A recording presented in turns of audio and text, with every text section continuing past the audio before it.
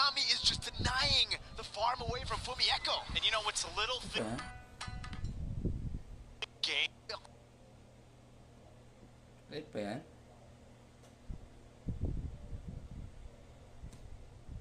Cross that changes how the game goes for their opponents.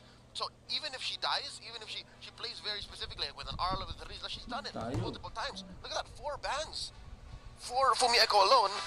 I think they're trying to make it awkward for her.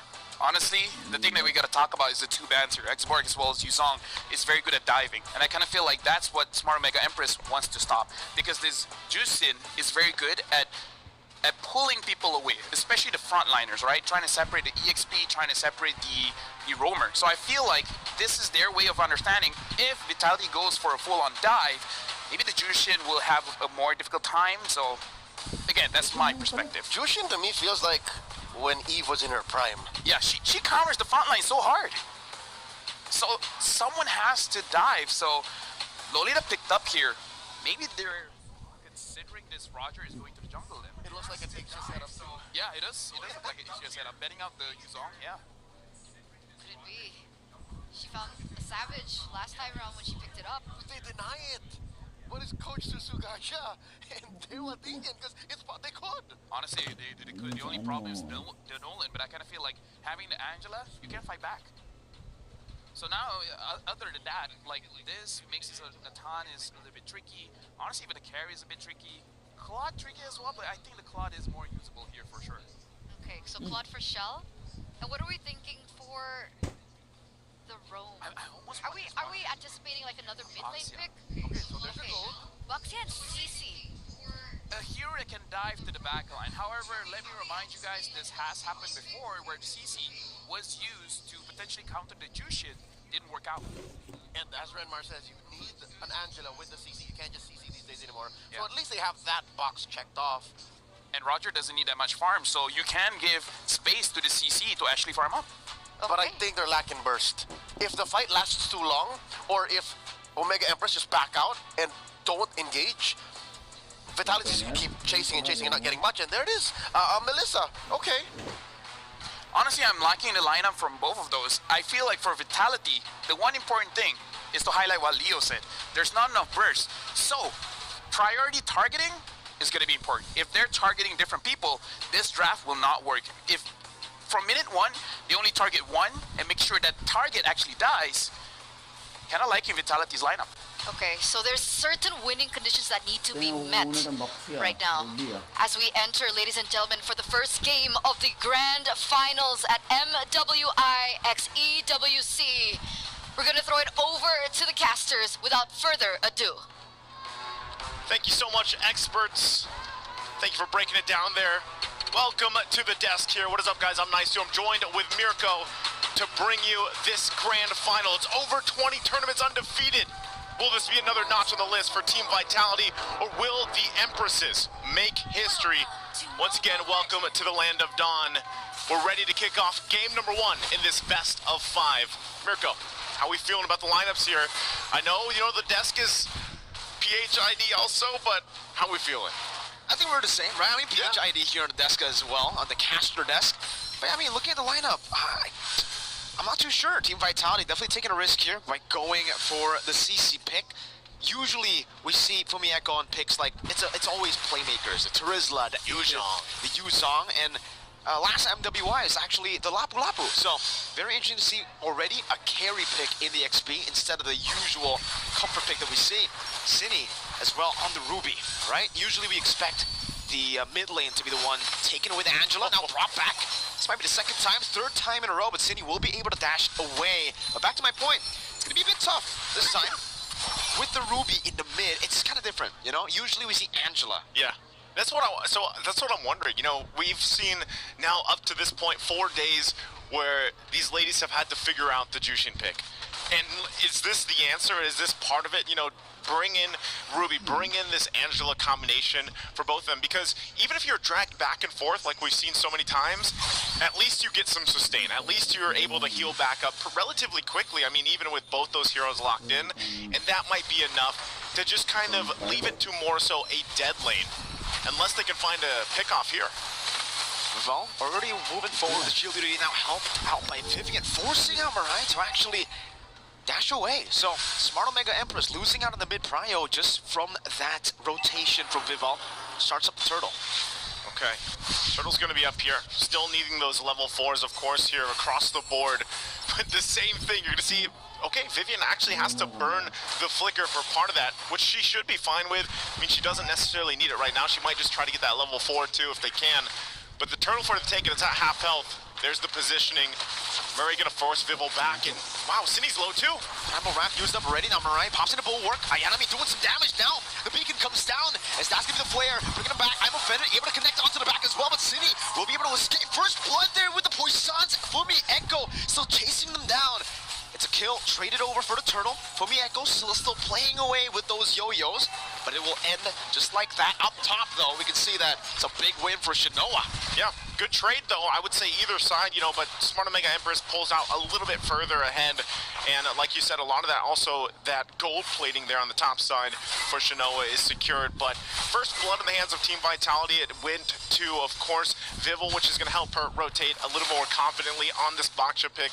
That's one of the reasons why you still pick it. I know we're in the assassin meta for the most part, but a pick like Baksha with an Angela is actually quite deadly because you can just appear anywhere around the map very quickly. We're going to take a look at the items here real quick, falling into place. No first items locked in just yet. You got the Molten Essence to help farm a little bit faster because, you know, you got to keep up with a Nolan. So you're going to have to work around that, but also it'll be interesting to see how they play it apart.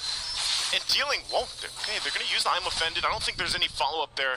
And so with that, again, Team Vitality still kind of just keeping things even, you know, for the most part for Smart Omega Empress.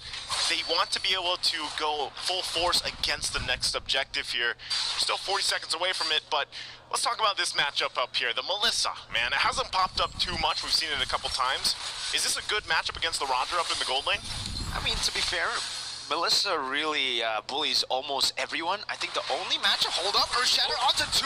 Fumieko still able to purify out, but the Luminant Blast catches both of them.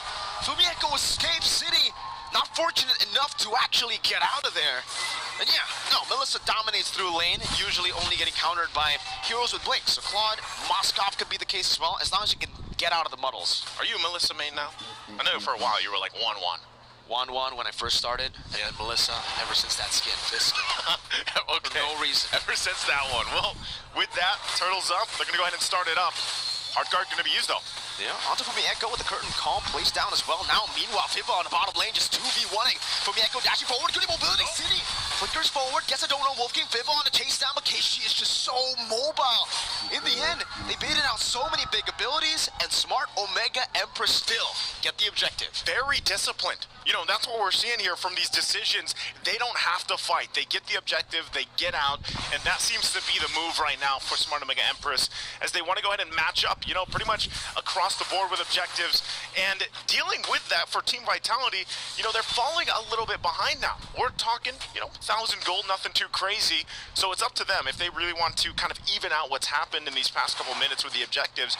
It's to get a pick off and a kill. Now, the one thing that's hard is Edith, man. Edith has been popping up time and time again, and there's a reason for it. She, like, the fact that you can onward Earthshatter or vice versa, and then pop a ton of damage once you pop the ultimate, the Primal Wrath, that's scary, that's tough to deal with. But then you round it up with the fact that you have a Lolita. You know, now we've seen Lolita in the past. Didn't work out too well. Hold on, Fumieko. Okay, she's got hard guard hovering over her too.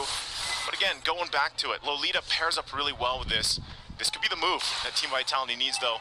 They're just trying. It feels like they're kind of almost in a way like we need to find a kill to even things out. Definitely, it does feel that way, you know, for Team Vitality, especially here, as even in the bottom lane, you can see that Fumieko, even on the CC, is actually having a tough time. Chell moves forward, that's the flare coming down. Chell able to dodge away with the Lycan pounce and the flicker out as well. Airborne brought back, under the turret. Not too sure if they want to commit onto this, they'll go for the turret instead. Mirai moving forward with the stun. Not enough damage, Shinoa, no mana. Chell brought back again, the healing's still there. Vivian caught, forced to flicker out. Now both flickers, Chell and Vivian, depleted. And with that, this is just gonna help build that lead up. Still looking for a play possibly here, but it's not Ayanami, and she's so tanky. She just pops the Primal Wrath, she's gonna be fine. And oh, mid lane, Zenny able to survive the knockout, brings her back. Keishi doesn't have enough energy to go for it. Meanwhile, bottom lane, what happened? Ayanami, or rather not Ayanami, very specific there, will be able to outplay the 2v1 situation under the turret, getting Vivo. Now Keishi has a lot of space to go for the neutral objective for free. Fumieko cannot contest. That's 3 for 3 now. Turtles, the objectives here for Smart Omega Empress. Talk about a lot of this macro play that they're making. The decisions are on point so far. It looks like the warm-up that they had earlier on, going 3 for 3, is what they did here, of course, for game number 1. This is a struggle that they've had, you know, dealing with the game 1s, but now they seem to be off to a good start. Looking at the items real quick, too. Some of those first items already locked in. Clock of Destiny there for Amore. Hunter's Strike now available to Keishi. She's working on the next, and even the Thunder Belt, and even that little extra boost of damage helps him out. Meanwhile, Shinoa, she has the Corrosive Ice, and she's working on the rest of the items, too.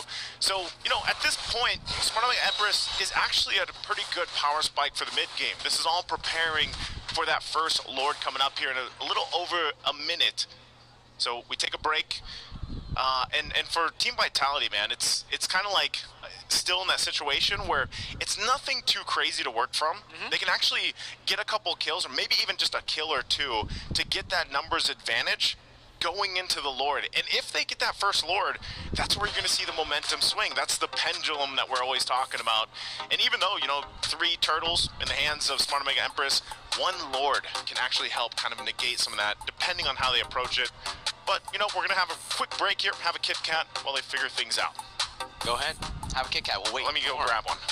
Yeah, Nice is grabbing one right now, and as we see Naisu, as I see Naisu grab one, I want one too, man. I mean, oh, we got the biased reporter as well here. Biased reporter. We got Reptar Redmar. Redmar, what are you doing? I wonder which side he's sitting on, right? I mean, is this... I'm joking. I wonder what side he's sitting in. You know what? Again, I love what he did, by the way. You know, leading into this, the little one-on-one. You want to have a one-on-one with me, Matt? You want to tell me something nice? You know what? Sure. What do you want to tell me? Just like Shinoa to Shell, you have great skin. But unlike Shinoa to Shell, I don't think I'll bow down, no. Okay. Yeah, I don't want you to bow down either. It's all right, man. You know, and so as we wait for them kind of figure this out, of course, before we jump back into the game, I think that's the main point, is pointing out the fact that, hey, Team Vitality, they've been undefeated like this for a reason. Looks like we are jumping back in. And just as a note, I believe the fact is out of all the MWIs, they've only dropped, I think it is 3 games. That's it.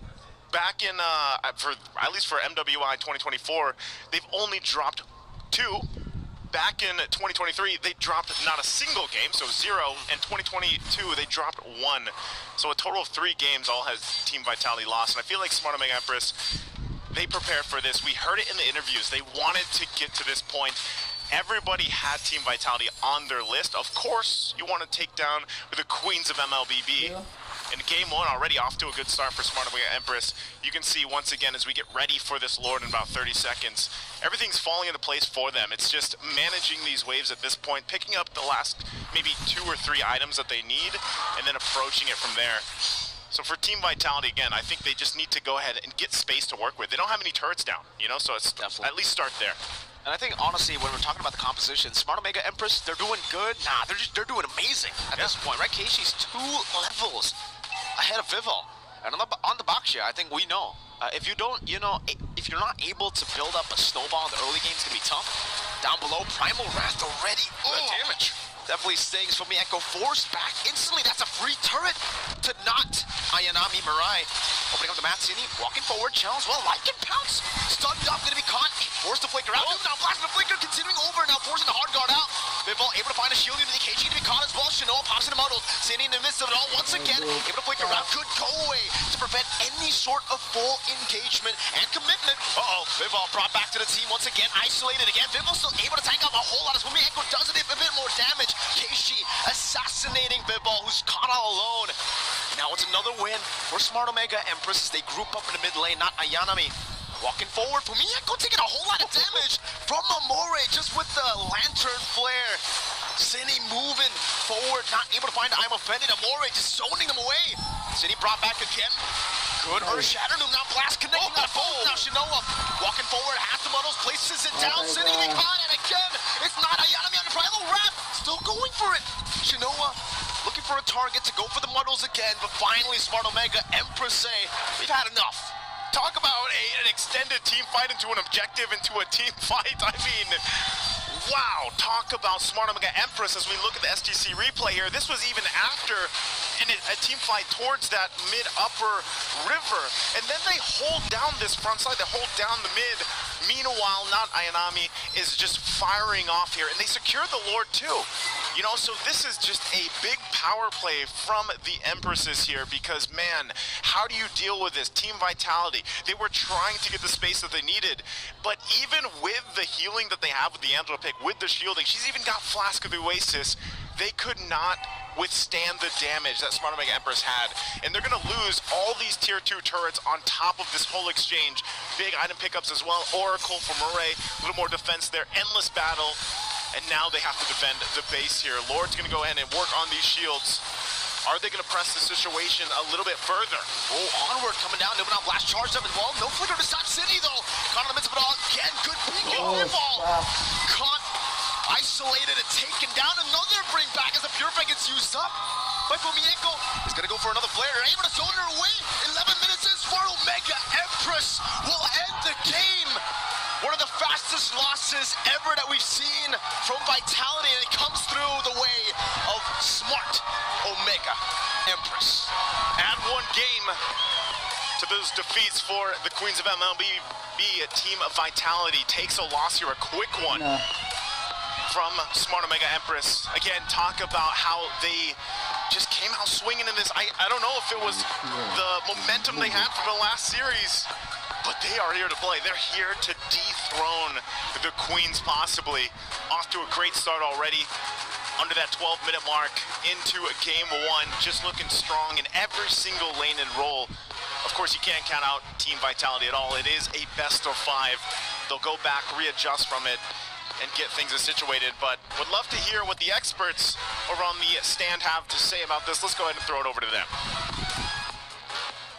The 4th game loss for the Queens of MLVV, the defending champions in such a dominant fashion. 11 minutes, that was all it took for Smart Omega Empress to bag game number 1 in this best of 5. I feel me and Leo, we completely agree when we come to the conclusion that this game is really about not having enough damage. In fact, throughout the highlights, we can see that, like, this team fight, it went for so long, right? I kind of feel like I could have gone to the toilet, come back, and they're still fighting. That's how long it was, which really shouldn't be that way. And one might think that if a team fight goes long with the kind of chunky and utility-centric lineup that Vitality drafted, they would win. But no, they're going up against one of the best, arguably the best right-clicker or auto-attacker in the game in Melissa. And this is just what? Barely the late game. She had the Trinity, just the Trinity, 0 kills. She wasn't even snowballing out of control. It's just that Vitality didn't have much of a threat to present to Shinoa. Let's talk back about the draft here, because we were talking about how the 3rd pick was going to be crucial. The 3rd pick coming in from Vitality was the Angela. The 3rd pick coming in from Smart Omega Empress was the Nolan, even though we said it was early. But because of that, they had enough damage. And honestly, another thing that we do have to talk about was the ban. Smart Omega Empress, they banned out the X-Borg. With that long of a team fight, imagine if Vitality did have that X-Borg. They could have possibly won. Yep. Fire missiles, last insanity. Fire missiles again. Get it back. Long enough for a cooldown. Last insanity. And if you burst it down on X-Borg with Keishi's Nolan, they just walk away, come back, fight again. Looking at the highlights here, it's really just about fighting with no purpose, because there's no way for you to get a kill. And I was talking about how with this kind of lineup, you have to focus on one target, make sure that target dies, and then back away, try to get some kind of macro play, take some kind of turrets or something. In Team Vitality's defense, I think we did mention that maybe they're very macro-centric. Yeah. They wanted to play the map, henceforth, their lineup was very, all right, chunky, and then we need you, Vivian, right? Come on in, help us out with the Angela. But there was no chance for that. I think Smart Omega Empress just knew that we need to finish it early. We need to finish it now. I mean, even before the game even started, we also mentioned that this was a very risky and it was a big gamble of a composition that eventually didn't really work out for them. And in the bans as well, we also noticed, other than, of course, everything that you guys already mentioned earlier on, is the fact that they really banned out Fumi. Do you think that that was an impactful reason as to why they lost in such a dominant fashion? I would say so, yeah. Yeah, 100%. The fact that whether or not it was a master stroke by King Coach Salman, it just fell into place, is it not? Okay, Angela's open. Okay, they banned the hell out of Fumieko. Okay, maybe we just do CC Angela, but truth be told, CC Angela just takes too much time that a lineup like what Smart Omega or Empress drafted would just take advantage. And again, something that the casual did say, but Marco mentioned, the way that Fumieko wants to play is that she's the playmaker, she's the play setter. Yep. But having someone like the CC, it's really more of a distraction or the one giving the damage. So I kind of feel like they're forced into it. Like, there's a lot more picks, the Benedetta, the Paquito, a lot of damage dealers in the EXP, which she might not be comfortable with. That's the thing, right? Because she needs those playmaking heroes. Arlet. Okay, let's take a look at our heroes right now.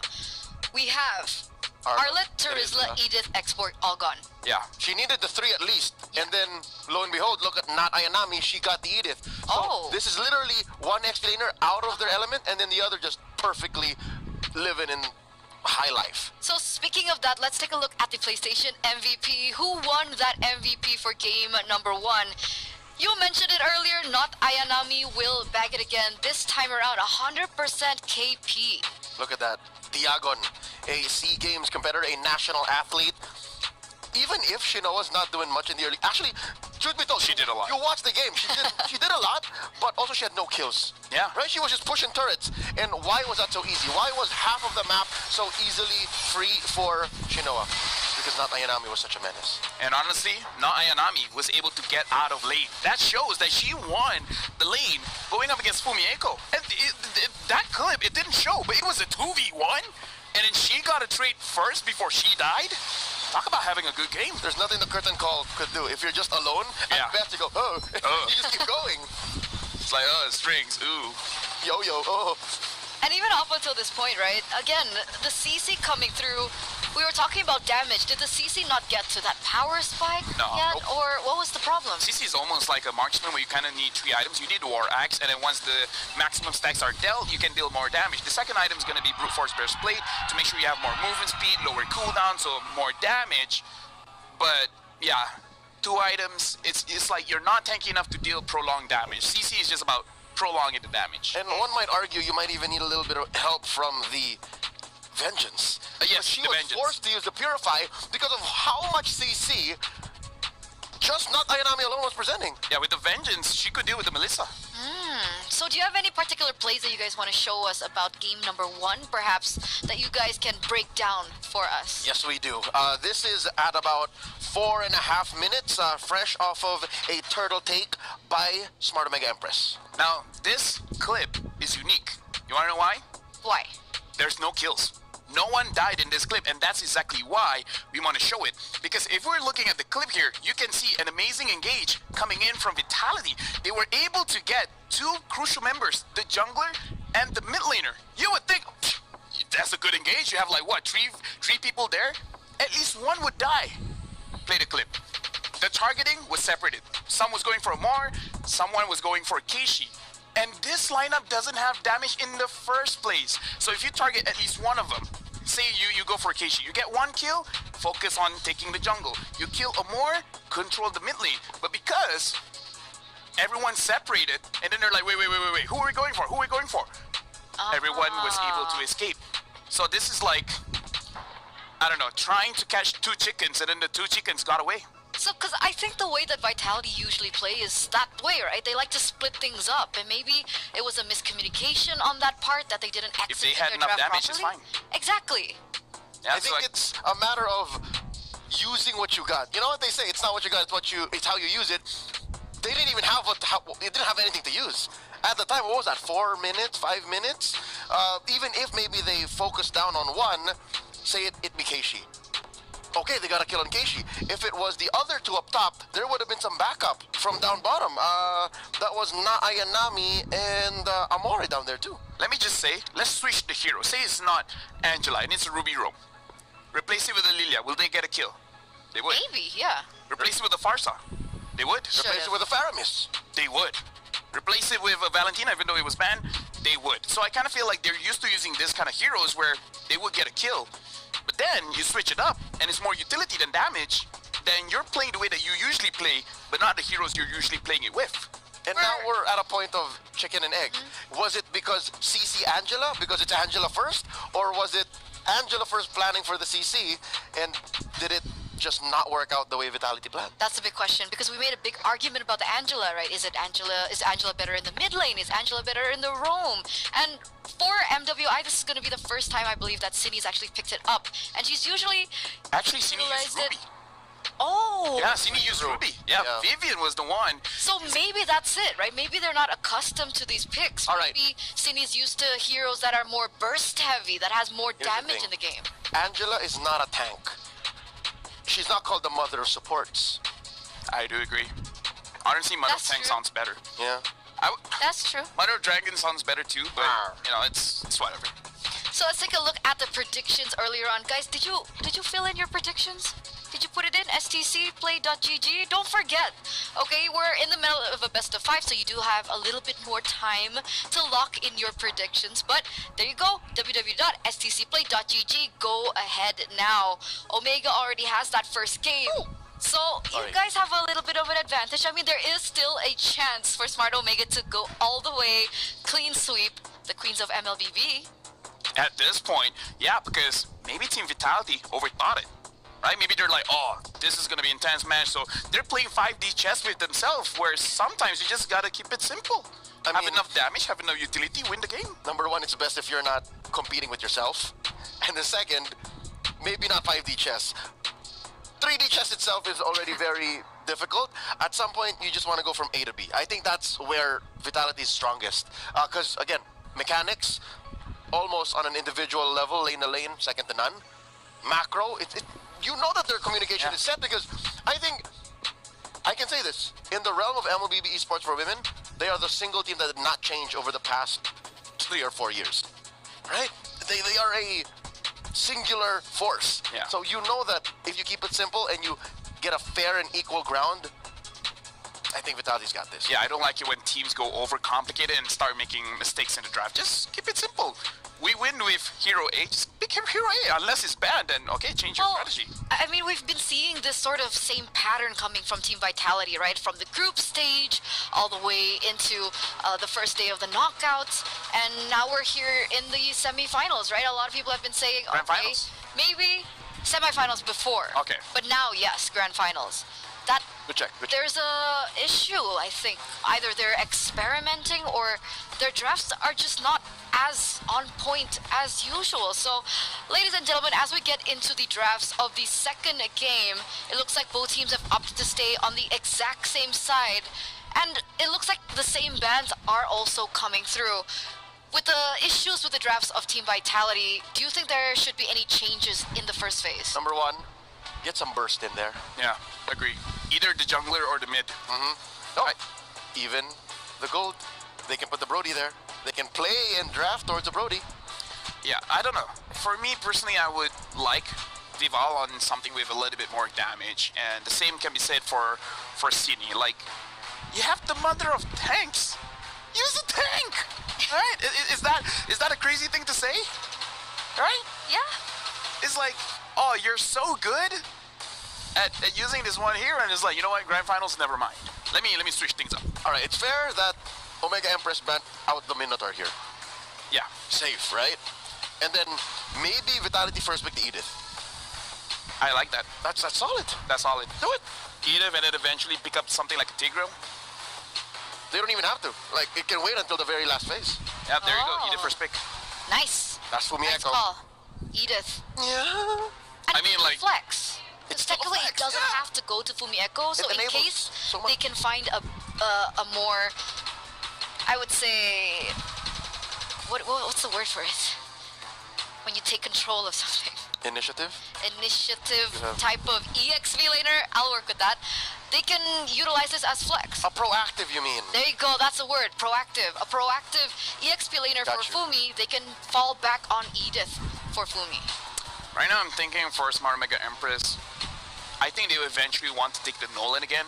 So pick up a gold laner. Their pattern is pick up the gold laner a little bit later. Unless they want to pick up the Roger here just so that they can be more proactive in the draft and then deciding later where the Roger is going to go. They're picking up the Ruby, very solid pick, and the Jushin. So I think they're sticking to their pattern, letting the gold lane see what everything has first, and then pick up that hero for Shinoa. And then maybe they're going to pick up a third pick Nolan here. I'm liking the numbers on Jushin. It's clear that the teams have been studying her, using her here and there. This is what we want to see since before. 60% win rate. This is technically not burst, but it's reliable damage. It's reliable enough. It's reliable against the Jushin. Yep. Right? Like, the reason why Zas is here, okay, it's for the damage dealing junglers, but it's also because of Jushin. Having the Ruby as well does make it a little bit more difficult because we got to talk about what Zas does. People want to initiate, right? Say I'm a tank. Say I'm a Tigreal. I want to catch you, but the moment I get hit by a laser, I'm not stunned, but it damn feels like it, right? So I can't move. Initiate is going to be tough. Vitality, they know the third pick is going to be that Nolan, so they take it for themselves. And it makes sense, but it's a gamble, right? They're picking this into a Ruby. Is that going to be a big deterrent to their gameplay? I think this is another time wherein you say, hey, that Nolan might have been too early. They may have overstepped because Omega Empress here can definitely answer this Nolan. Mind you, last game, they were on red, and they were the ones who picked the Nolan first, but they were able to clean up XP. This time around, they pick up the Melissa. Again, a great answer towards the Nolan. So from here on, best believe, Omega Empress is going to attack not just Vival, but also, again, I think they will now change their priority to attacking Chell.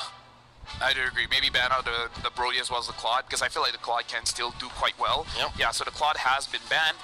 Looking at this lineup, you would consider, actually no, I was talking about the Harith, but because the Ruby is there, they're probably not that afraid of the Harith, especially because I feel like the Melissa does well against the Harith as well as the Roger. Harith loses lane against the Melissa because of that range.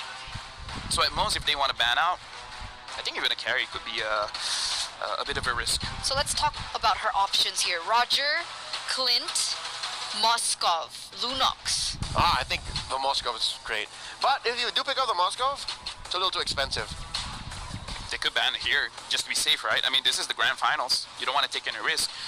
Unless you do want to ban out, because the Tigreal is banned, perhaps this might be a Rome... Ruby. Edith, yes, Edith. Oh, I thought you were talking about the Ruby. Still a flex too, by the way. Yeah. So, next ban, still gold lane, Moskov. I feel like Good Moskov choice. is safe. Yeah, There you go. Moskov. You have a same wavelength as Salman King Coach, huh? Another ban that could be coming up here because we saw it before is the Grok. If it's not the Grok, what other roamers do they want to take out?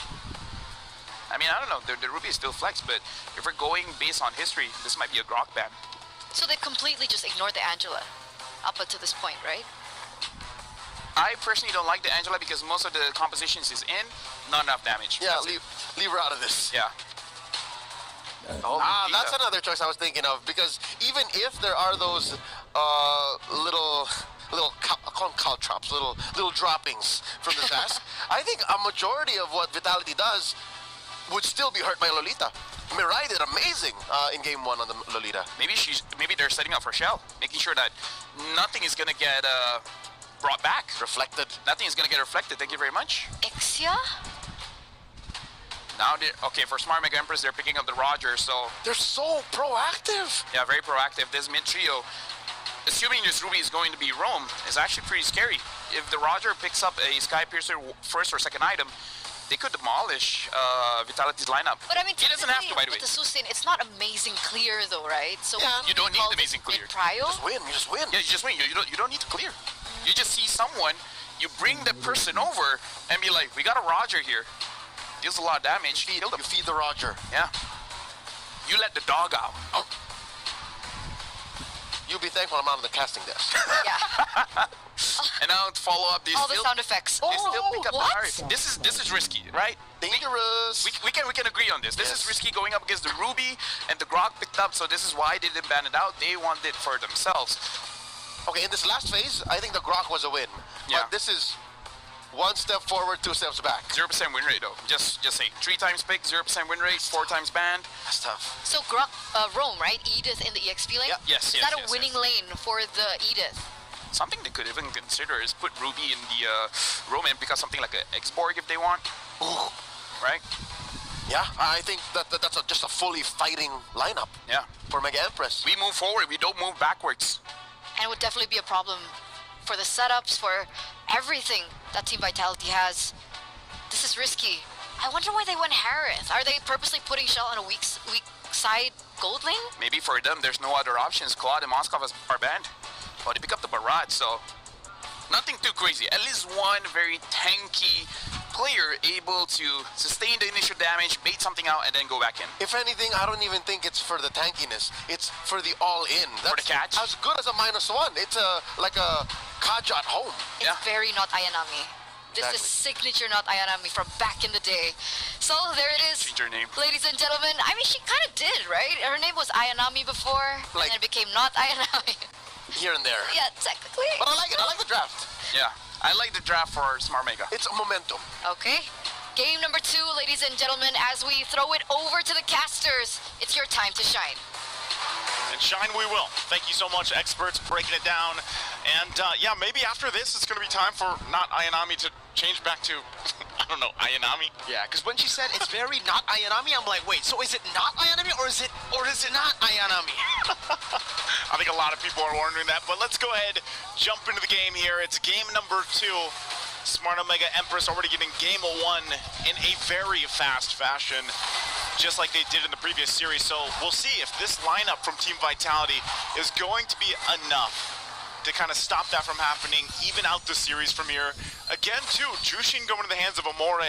We'll see if this Zask, which has been the staple kind of pickup against the Jushin pick, is going to be working out. Now, you know, and part of that is, what do we call them, the little Johnnies? What do we Little call them? Johnnies. Little Johnnies. The little Johnnies, those little aliens, are part of what makes it work. And then also just the Descent is actually such a strong ability. She is going to get dragged back a little bit here, and that's what you have to deal with. But I'm wondering, oh, again, okay. And see, that's what's so annoying when you're dealing against Jushin. Something like that, and then you have to burn the flicker already early on. Absolutely. Also burning the regen, by the way. So Cindy popped in the flicker and then the regen, and because she kind of greeted out on the flicker, she lost the regen too. Like it bounced one of the turret and then pulled back as well. Amore this time, picking up first blood on the Sin. And it seems for Vivol, she can only really just stay in that bush. I don't even think she can go for any assassination attempt to Kishi. At least goes for the steal. Goes for the steal. You know, at least get something out of it. But yeah, even with the mother of tanks getting her hands on the Grok, you can just see how, you know, how much utility there is being able to drag members back, even under the turret. That's what makes it so difficult to play against. So we'll have to see how that adjustment's made, because yeah, part of this is once those level 4s are available, that's where Vivian can start to make those plays. They might just have to give up this first turtle. It looks like that's going to be the case because of how the early game went. And it was nothing too crazy, but that first blood installing out that level 4 makes it so. So for Team Vitality, where do they find this pick off? Is it going to be here? Shinoa just hits that level 4, now has that go away perfectly timed. Vivian almost level 4 too. So at this point, you know, if they don't want to make sure that it isn't a repeat of last game, Beacon could purify Yamurai.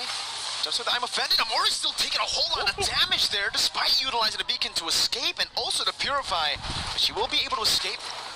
Does seem like up top though, because Fumieko was left to XP lane, not Ayanami will be able to stomp on that turret, getting a little bit of gold, actually stopping Fumieko from getting to land. yeah.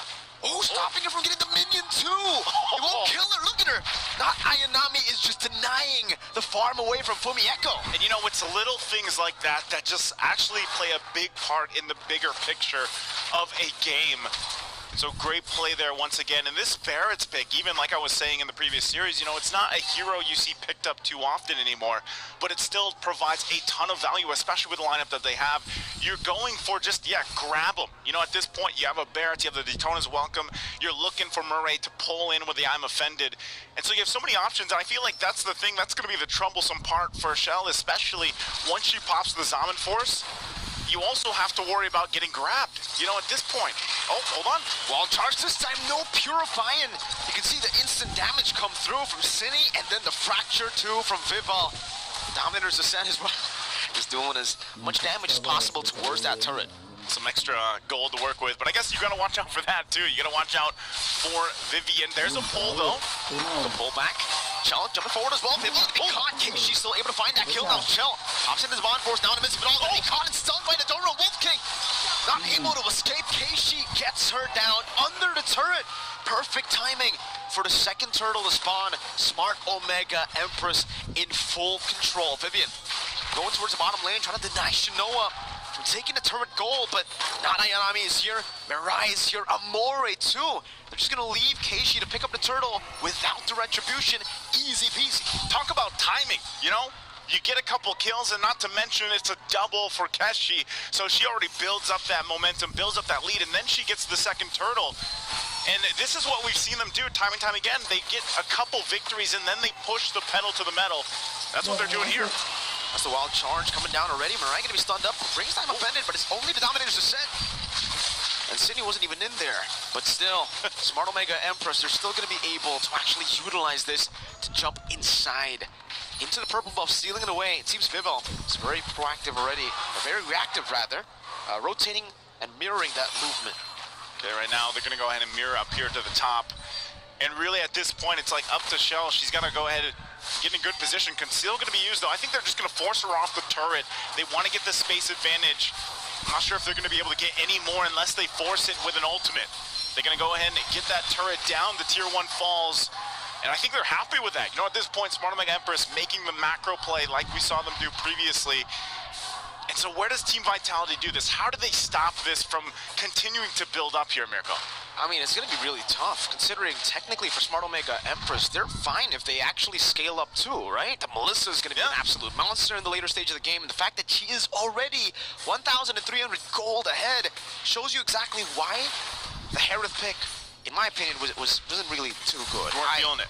I hate the Harith against the Melissa because I'm a Melissa player, and I know for a fact that I've never lost a single laning phase to a Harith. Even 2v1, it's so hard unless the Harith goes Vengeance. That's for like a laning phase only type of deal. And in team fights, obviously the Purify will help you a bit more, but the fact that we saw the Purify and the Harith, I was like, all right, laning phase, Shell's basically not gonna be laning. She's just there to soak in gold and wait for a power spike. And maybe that was the plan, you know, maybe the plan was, let's just get to the team fighting portion of the game, you know, mid to late game transition, let Shell get to where she needs. Whoa, Dominator's Ascent. To a wild charge, but it's only onto the tank right now. They've all got it in, and now they're airborne. Brought back Keishi. Right there, Shinoa. Pops in his fire like can pounce to pick up a double kill. Team Vitality are crumbling under the pressure. Smart Omega Empress thriving now. Viva walking forward, jumps in onto Mirai, able to find the kill with the fracture. Chell. Zaman Force in onto not Ayanami. He's forced the flicker out back to the mid lane, but again, they trade these kills. It's only on Roamer to get a turtle. It's so good. Every single time they might trade a death here, but they get something else, and that's a turret too. And again, you have to respect the damage coming out from all the members of Smart Omega Empress. And they continue to put the pressure even on the purple buff here as they go and take it away from Team Vitality. And they're finding themselves in this position where they don't have anything here. They don't have any turrets. They don't have any objectives. How can they even approach the next big objective? They've got a minute and a half to figure it out, to get in a position to actually be able to do that. And you know, this time around, the experts talked about it, man. Give a tank to the mother of tanks and let her be able to initiate. And she's been trying, honestly. The wild charges are there, but unfortunately, the damage just is not there. They're not able to follow up against what Smart Omega Empress has with their lineup. And it might just take time. You know, we saw a preview of it with this Nolan pick that could scale up well, like we already talked about with the Harith too. You need time to build up. She only had the Starlium Scythe, I believe. And for Cindy even, you know, you can pump out damage. But look at this. You only have a glowing wand right now in the arcane boots. So a lot of time here. Conceal going to be used. They're not going to connect on that. I'm offended, but they want the turret here. That was great though. The fact that even though it didn't connect, they still baited out the Purify. So Chell kind of panicked in that situation too. Goes to show you the level of composure that Smart Omega Empress have at this point compared to Vitality, who at this point it does feel like, you know, they are panicking a bit. Yeah. Popping those Purifies, going in for these desperate engages, and all that just for Smart Omega Empress to be leading by 4,000 gold. Vivalda staying very active around the map, but not going to be chased down. That's a Lycan Power. Wow. No purple buffalo energy. That's a Skolo kill down below. Keishi assassinates the assassin. And that's tough. Even with the Retribution, there's nowhere you can run. There's nowhere you can hide. And that's not going to happen there. And Murray goes in once again. And might just be, once again, another objective in the hands of Smart Omega Empress. They're trying to trade it at least for a turret up top. They get their second turret of the game here for Team Vitality, but they're going to have to get ready for a defense. And you already know, if anything to be said about the last 4 games that Smart Omega Empress has played, they will force that fight into the base. They will use everything that they have to start a fight under the turrets once that Lord gets marching in, as they take everything from Team Vitality. And now, once again, the tier 2 turrets. Here's a conceal play. Gonna go in, gonna wild charge over into the onward, and the Earth Shatter punishing Shinoa, who's so far up front. Dominator's Ascent still in the midst of it all. Amori gonna be melted down, but still is able to get out with the Purify. 2 members taken down. The Lord still up to use for Smart Omega Empress. Great choice. As I was just saying, you know, they're going to take everything from Team Vitality. Vivian says, no, not anymore. Goes in with a wild charge, and that's exactly why she needs heroes like this Grok to be able to make that decision, pop the conceal, make a big play, and that might have been enough to go ahead and negate this whole push with the Lord for now. Still at a gold deficit, though. A couple thousand gold, but that's been enough to go ahead and clear the waves out that they needed to. I'm not sure if Smart Omega Empress still wants to go for more here. Good onward by Fumi Echo. She's going to be picked up, though. Has a Primal Wrath, the airborne into the knockup as well now. Flickering back, Vivian still there. Mirai able to find Aimo into the go-away. Shinoa dealing some damage as the Dominator's Descent is forced to be used defensively. Keishi walks forward. The light can pounce over to it. They've on the bottom lane. Cindy. Oh, no. Caught in the muddles. Chell going to be taking a whole lot of damage. Mirai taking a lot of turret shots, but will still be able to survive. Holy Defense pop in, and Smart Omega Empress won't be able to crack the base turret open.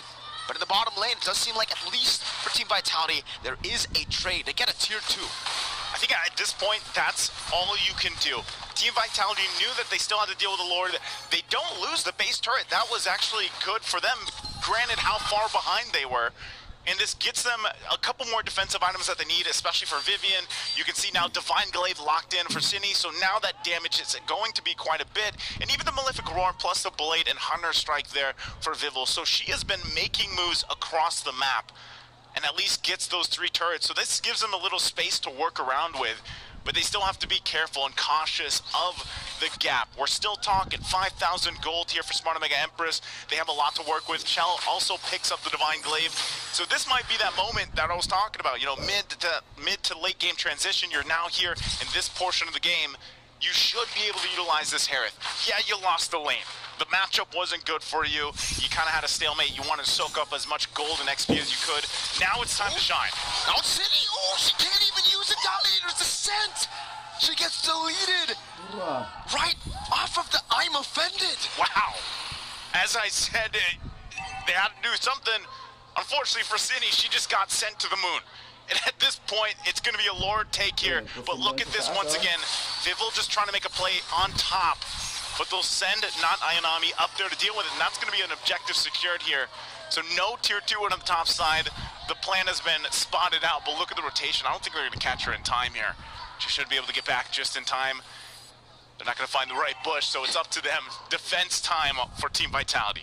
Oh, and it's going to be quite tough in my opinion, right? Because, sure, they should have okay clear with Cindy, but the fact that she's so far behind compared to Amore, 2 levels behind, and it's a Harith. Not too sure about that clear speed, right? You have to use your mod for. So even if you clear out the Lord, that's a massive resource that you would rather have in these skirmishes compared to just defending the Lord. And look at how smart Omega Empress are already tackling the siege, right? They're just slow pushing the top side. They're waiting for it to build up so they can get as much value as possible. At this point, Lord is still top side. It's going to go in and take that turret down. Some of these shields obviously down too already of the base turrets for Team Vitality. They gotta watch and avoid that lantern too. They could get dragged through the wall and then forced to fight. Murray also looking for an I'm offended here. Lord gonna charge in, get the top turret. Now the mid gonna be, here's the conceal though. Shinoa fights the goal, able to escape Shinoa! Able to get the outplay towards the back city, still able to claim the kill though, as that is gonna be Shell up top, using his Mon Force already. Vivian gonna fall in the bottom side of the map. From the Echo, the Primal Rat brought back to the team right now. That's Murray, who's right there to follow it up. Middle waves have been cleared up. Now Detsu's welcome, not connecting, but the base is wide open. The Rogers on it, still trying to clear out the waves. She'll try to go for it right now. It won't be enough, the defense is not there for them. Match point for Smart Omega Empress. A try there, a try with the conceal, but not enough. Try as they might. Team Vitality is gonna face match point, and their dynasty at risk here. Smart Omega Empress, 14 minutes for this one. Coming out strong once again, and really just having a phenomenal draft. Even there at the end there, Shinoa able to just get something before she ends up dying, but still, the timing and the placements, the synergy between the Empresses here are just on point time and time again, and even with the Ruby here for Murray, able to find pickoff after pickoff, and even down to just shutting out the Zask. Unfortunately for Sydney, that was a tough game to be against, but still, synergy's there, man, and it's looking like they're rolling with the momentum into the next game. Let's go ahead and throw it over to the studio for the experts to break this one down. It's been 4 years. 4 years of the dominance of Team Vitality, and I don't think we've ever seen this team being put in this position that the Empress has officially done. This may allude to the fall of an entire dynasty. I told you, I'm from the future, and what happens in the finals will blow your mind. I don't want to speak out of pocket, though. I want to make sure that this series gets the coverage that it deserves, and I think LaFell will agree when I say the draft for Vitality is slowly getting better, but it's not at the level where it could match Smart Omega Empress's momentum. I would say we were talking about traps, and does this not look like Team Smart Omega Empress put them in a trap? Like, this hard pick was forced, right? Going up against the Melissa, going up against the Ruby is probably something that Shell does not want, but what else are the options here? And again, like I said, the third pick is going to be very important. If you don't pick up a priority hero, you're gonna lose. Look at Smart Omega Empress. The third pick was the Melissa. And if I'm not mistaken, the third pick, or at least within the realm of the third pick for Vitality, was the Nolan. Exactly. So they answered it completely. Yeah. Yeah, it was a big issue, and time and time again, I think even the Indo casters actually walked up to us, and they're like, what's up with the draft? What's going on with Team Vitality? More than just the Nolan, though, even the Zask felt a little bit like an answer, quote-unquote, to the Jushin, but look at what Amore did. Yeah. Honestly, when we were looking at the draft here, this time I feel like they are a little bit more damaged. It's just the coordination here, because it does seem like there were quite a few instances where they went for the team fight. It's just that Smart Omega Empress, they were able to play around the team fight a little bit better. One of the reasons is because they do have the Jushin able to move people around, because we saw even in lane, it's hard for the mid duo of Vitality to even get the minions all that safe, because they kept getting pulled around. Yeah. We were talking about that earlier in the drafting phase, right? About the wave clear, but it turns out it's not about the wave clear. Yeah, you don't even. If you have the control, it's fine, right? We saw that being implemented so perfectly by Smart Omega Empress, and we are going to crown our MVP for that game by PlayStation, so let's take a look. The PlayStation MVP goes to Keishi this time around on the Roger. I agree. A highlight play for me, watching Keishi's performance here in game number 2, is that 1v1 kill on Vival down bottom. If you guys will remember, it was just Vival minding her own business, trying to, pull a fast one over Smart Omega Empress, pushing, and then this was way past this point, by the way. This was all the way in with a push, and then she was just cutting the waves. What does Keishi do? Straight up 1v1. Maybe a little bit too early for me to say, but I honestly, with her performance, honestly, throughout the day, I wouldn't mind if she's the overall MVP because she made it work with the Nolan. Now she's making it work with the Roger. Might even go as far as the group stage. I think Keishi really did step up as one of the flag bearers for Smart Omega Empress. And she's nonchalant about it. Yeah, that's She's why. happy to be here. No, she's like, we won, whatevs. I don't think they're celebrating too soon, right? I don't think they want to celebrate too soon. They're still a game away, right? And anything can happen in the course of a single game. So there's still a possibility for Team Vitality to come back. But, man, if we all know Smart Omega Empress, we know them to be a team of momentum. Yeah. Right? So once they got the ball rolling, that's when things kind of gets extremely scary for their opponents. Yeah, let me just say, the way that she reacted, the way Keishi reacted, reminds me of Super Marco. Oh, yeah. Yeah, she's like, we won. It's. I got MVP. I got a 1v1. It's whatever. It's Peekaboo. it's great. Whoa! Huh? Wait. Warners! Warners! Wait, here. Almost caught it. Almost caught it. Oh, You. Peekaboo. Mirko, what's going on, by the way? Oh man. Oh, man. Again? Yo, what we did earlier, you know, surprise booze, that's what Smart Omega Empress have been doing. You know, they've been coming up with a lot of different ways to actually answer in the draft, and it's been phenomenal, by the way. Setting up for Shinoa on the Melissa, and then most importantly as well, like you said, Keishi getting so much more value because in game number 2, they were focused on Shinoa. They were like, all right, how do we get rid of the Melissa? And yeah, when they picked the Melissa, they banned Claude and Moskov. I looked at Nice, I'm like, yeah, it's over. He didn't like the Melissa at all, and it showed. It showed actually in the gameplay there, and this is now at a point where, you know, their dynasty, I feel like, is really at a risk here, Mirko. Sure. You know, but it is a best of 5, so anything can happen. I have a question for Mirko. Since Eterna doesn't believe it, and I think she still believes that the queens will break that, I don't want to say curse. It's a. Mirko, do you believe that there's something between Indonesian teams in MLBB and where we're playing now? Something about it. That's a mojo there. Megatron wouldn't have problems. Alright, he's also the sweet spot that we don't talk about. So, you know what? I have something to say about that, but off screen. So, Mirko, we're gonna have a talk after this, you know? But thank you very much, Caster, and there you go. That was the Grand Finals Casters. It's Mirko as well as Naisu, and one game away from Smart Mega Empress being the champions. It's scary. Satu lagi. It's scary. We're not even match point, we're championship points. Isa na lang. Isa na lang? What does that mean? Just one more. Just one more. And we're gonna take a look at the player reactions earlier on. I mean, that's intense. Okay, so I guess a few of them were celebrating. Shell doesn't look happy at all. I mean, we were talking about that matchup again, right, with the Harris. She's known to be, alongside, of course, the mother of dragons, the mother of tanks, Vivian. Shell is also known to be one of the pillars of Vitality, and when she's not given a favorable lane like that, it looks like even she was frustrated that she couldn't pull off what she usually is able to do. I have a question for you, Eterna. Okay. You've followed these ladies, the queens of MLBB, for years now. That look in Shell's face, is it just me, or does that look like it's their turn? Something broke in them. I hope not. But yes, I get what you're. All I get of what you're going. MWY, right? All of MWY. Whenever They were very Vitality, chill. yeah, whenever Vitality stumbles, there's like, it's okay. Next game. Yeah. That was. I saw something. Let me say, I'm just glad that if Homegirls lost to anyone, it was Smart Mega, because at least now it's like, you know, They're here, yeah. they're here, yeah. But yeah, honestly, going into this game, I feel like everyone does agree. I'm just gonna change the narrative a little bit. It's not that Vitality had a bad draft. It's Smart Mega Empress always controlling the draft, and I feel like that is something new to Vitality. And they're controlling it from red. Yeah, and that's why I said, personally for me, red side is a bit better for this one. You know, even back at SPS, right, when we were going through the qualifiers, we had an interview because Team Vitality, they dropped a game against Falcons Vega. That was quite uncanny and very uncharacteristic. And so we had a chance to interview them, and then we were asking them, guys, like, how did you drop that game? What went wrong with the drafts?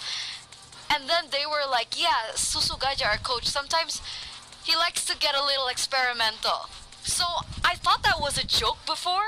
And so the thick plottins. Maybe not in grand finals. Not here, not like Yeah, this. so Finals. I mean, I thought it was a joke, but maybe that's what we're seeing. And here's what's scary is you already see it in the players' faces. They're already reacting to whatever this possibly might be happening. Again, I kind of feel like there's a reason why going for comfort works. But here's the thing, there was some level of comfort. Again, a modicum of success on the Zask, and again, Chell on the Harith is a proven thing, but maybe it's the timing, it's the momentum, it's the pacing.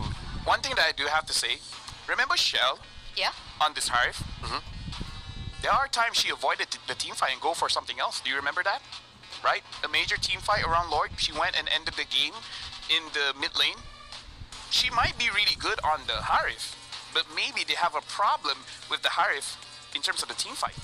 I'm just saying, right? There could be a correlation. If that's the case, then this is a very costly misreading of that situation. Yeah. It cost them a game, match point at that. No, because again, Harif going against a Ruby, going against a Melissa. If you're facing one, it's fine. You're facing two troubles that the Harif could potentially have. So, yeah, I don't know. If you want the Harif, sure. Get the Harif into a good draft. It's just the one thing that I usually notice about Team Vitality is this is not new to them, right? Being in a position in game where they're not leading that momentum from the early game, it's not new. And they always find ways to come back. But usually those comebacks are made and created by Shell alongside with Vivian.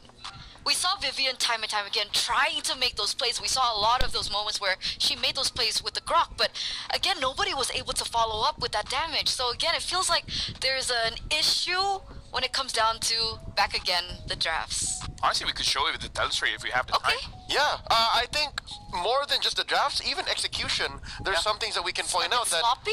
I don't want to use the word sloppy, but I guess the clip will show Okay. us exactly what. But let me just set it up, right? Because when we're talking about a setup, what are you going for, right? Are you going for objectives? Are you going for the roamer? Are you going for the mid laner, etc., etc., etc.? Where we see during this grand finals, looks like Team Vitality, they have more or less the right idea, but maybe the wrong way, right? It's like, I want to eat, Yeah. but I'm eating it in the wrong way. It's like, essentially. Oh, okay. Maybe we'll get a little bit of a sneak peek into the clip that you prepared for us earlier on, perhaps after this game, if there is another game. If there is another game. Right? We're at championship point, ladies and gentlemen, possibly the final game in this best of 5 series.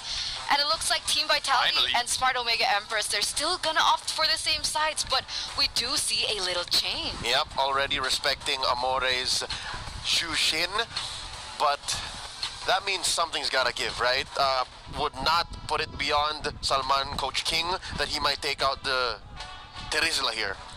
I think some way, somehow, you just always gotta attack Fumieko. Like, just keep her at bay. That's always been key. Smart Mega Empress again. I feel like whatever the third pick is, that's the one we gotta pay attention to. Either it's gonna be in the goal lane or the jungle, or maybe even this time picking out something in mid. Because, like I said, King Salman, he's controlling the draft, and I'm meaning for both teams. So with this Zushin pickup, are they trying to look for a Valentina pick for Vitality? If it's open, I would highly suggest it because the Minotaur is open still. Yeah, so Omega Empress bans that. They go for the Valentina. What's the answer on the other side? Raja Ruby? Or the Edith. Even though, Yeah, no, you gotta put the Edith here. Yeah. And then that opens up a smorgasbord of picks for Empress. Ooh. exactly. What's the word? Smorgasbord? Smorgasbord. Smorgasbord. Yeah. Smorgasbord. It's like a variety of dishes. Oh, okay. So we're waiting on the last ban here, Minotaur. They don't want to go for a trade? They Just could. leave the Minotaur open, go for a different ban? No. Too risky. Any trade that allows for you to give some initiative to Vitality is a bad decision. So, yeah, force him to pick the Edith and then play from there. So Roger, Valentina, or Edith. Edith is the pickup, Edith, so they pick up the Valentina. And the Valentina, Roger, Valentina, Ruby. and the thing is, the Valentina is good against the Edith. Yeah. As much damage Edith can do, Valentina can do a little bit more. Okay. Roger, Ruby, either way is a very good pick here. So now we're in a pickle for Vitality. Vitality's in a pickle. Yeah. The biggest. Vitality might even want, okay, let's just say, they want a Tigreal with the opponent, or he has a Valentina, so you're kind of like, do you want to risk that? It's a compromise. Exactly, like, if they want to pick up a Minotaur, the opposing side had, sorry, Minotaur is banned, but meaning to say any big ticket alts coming in from the roamers, they're like, you have a Valentina though, and Amor has been performing the entire day, not just for this grand finals. Oh, I agree. She's been very aggressive with her Valentina, opening up maps of very good initiation picks as well.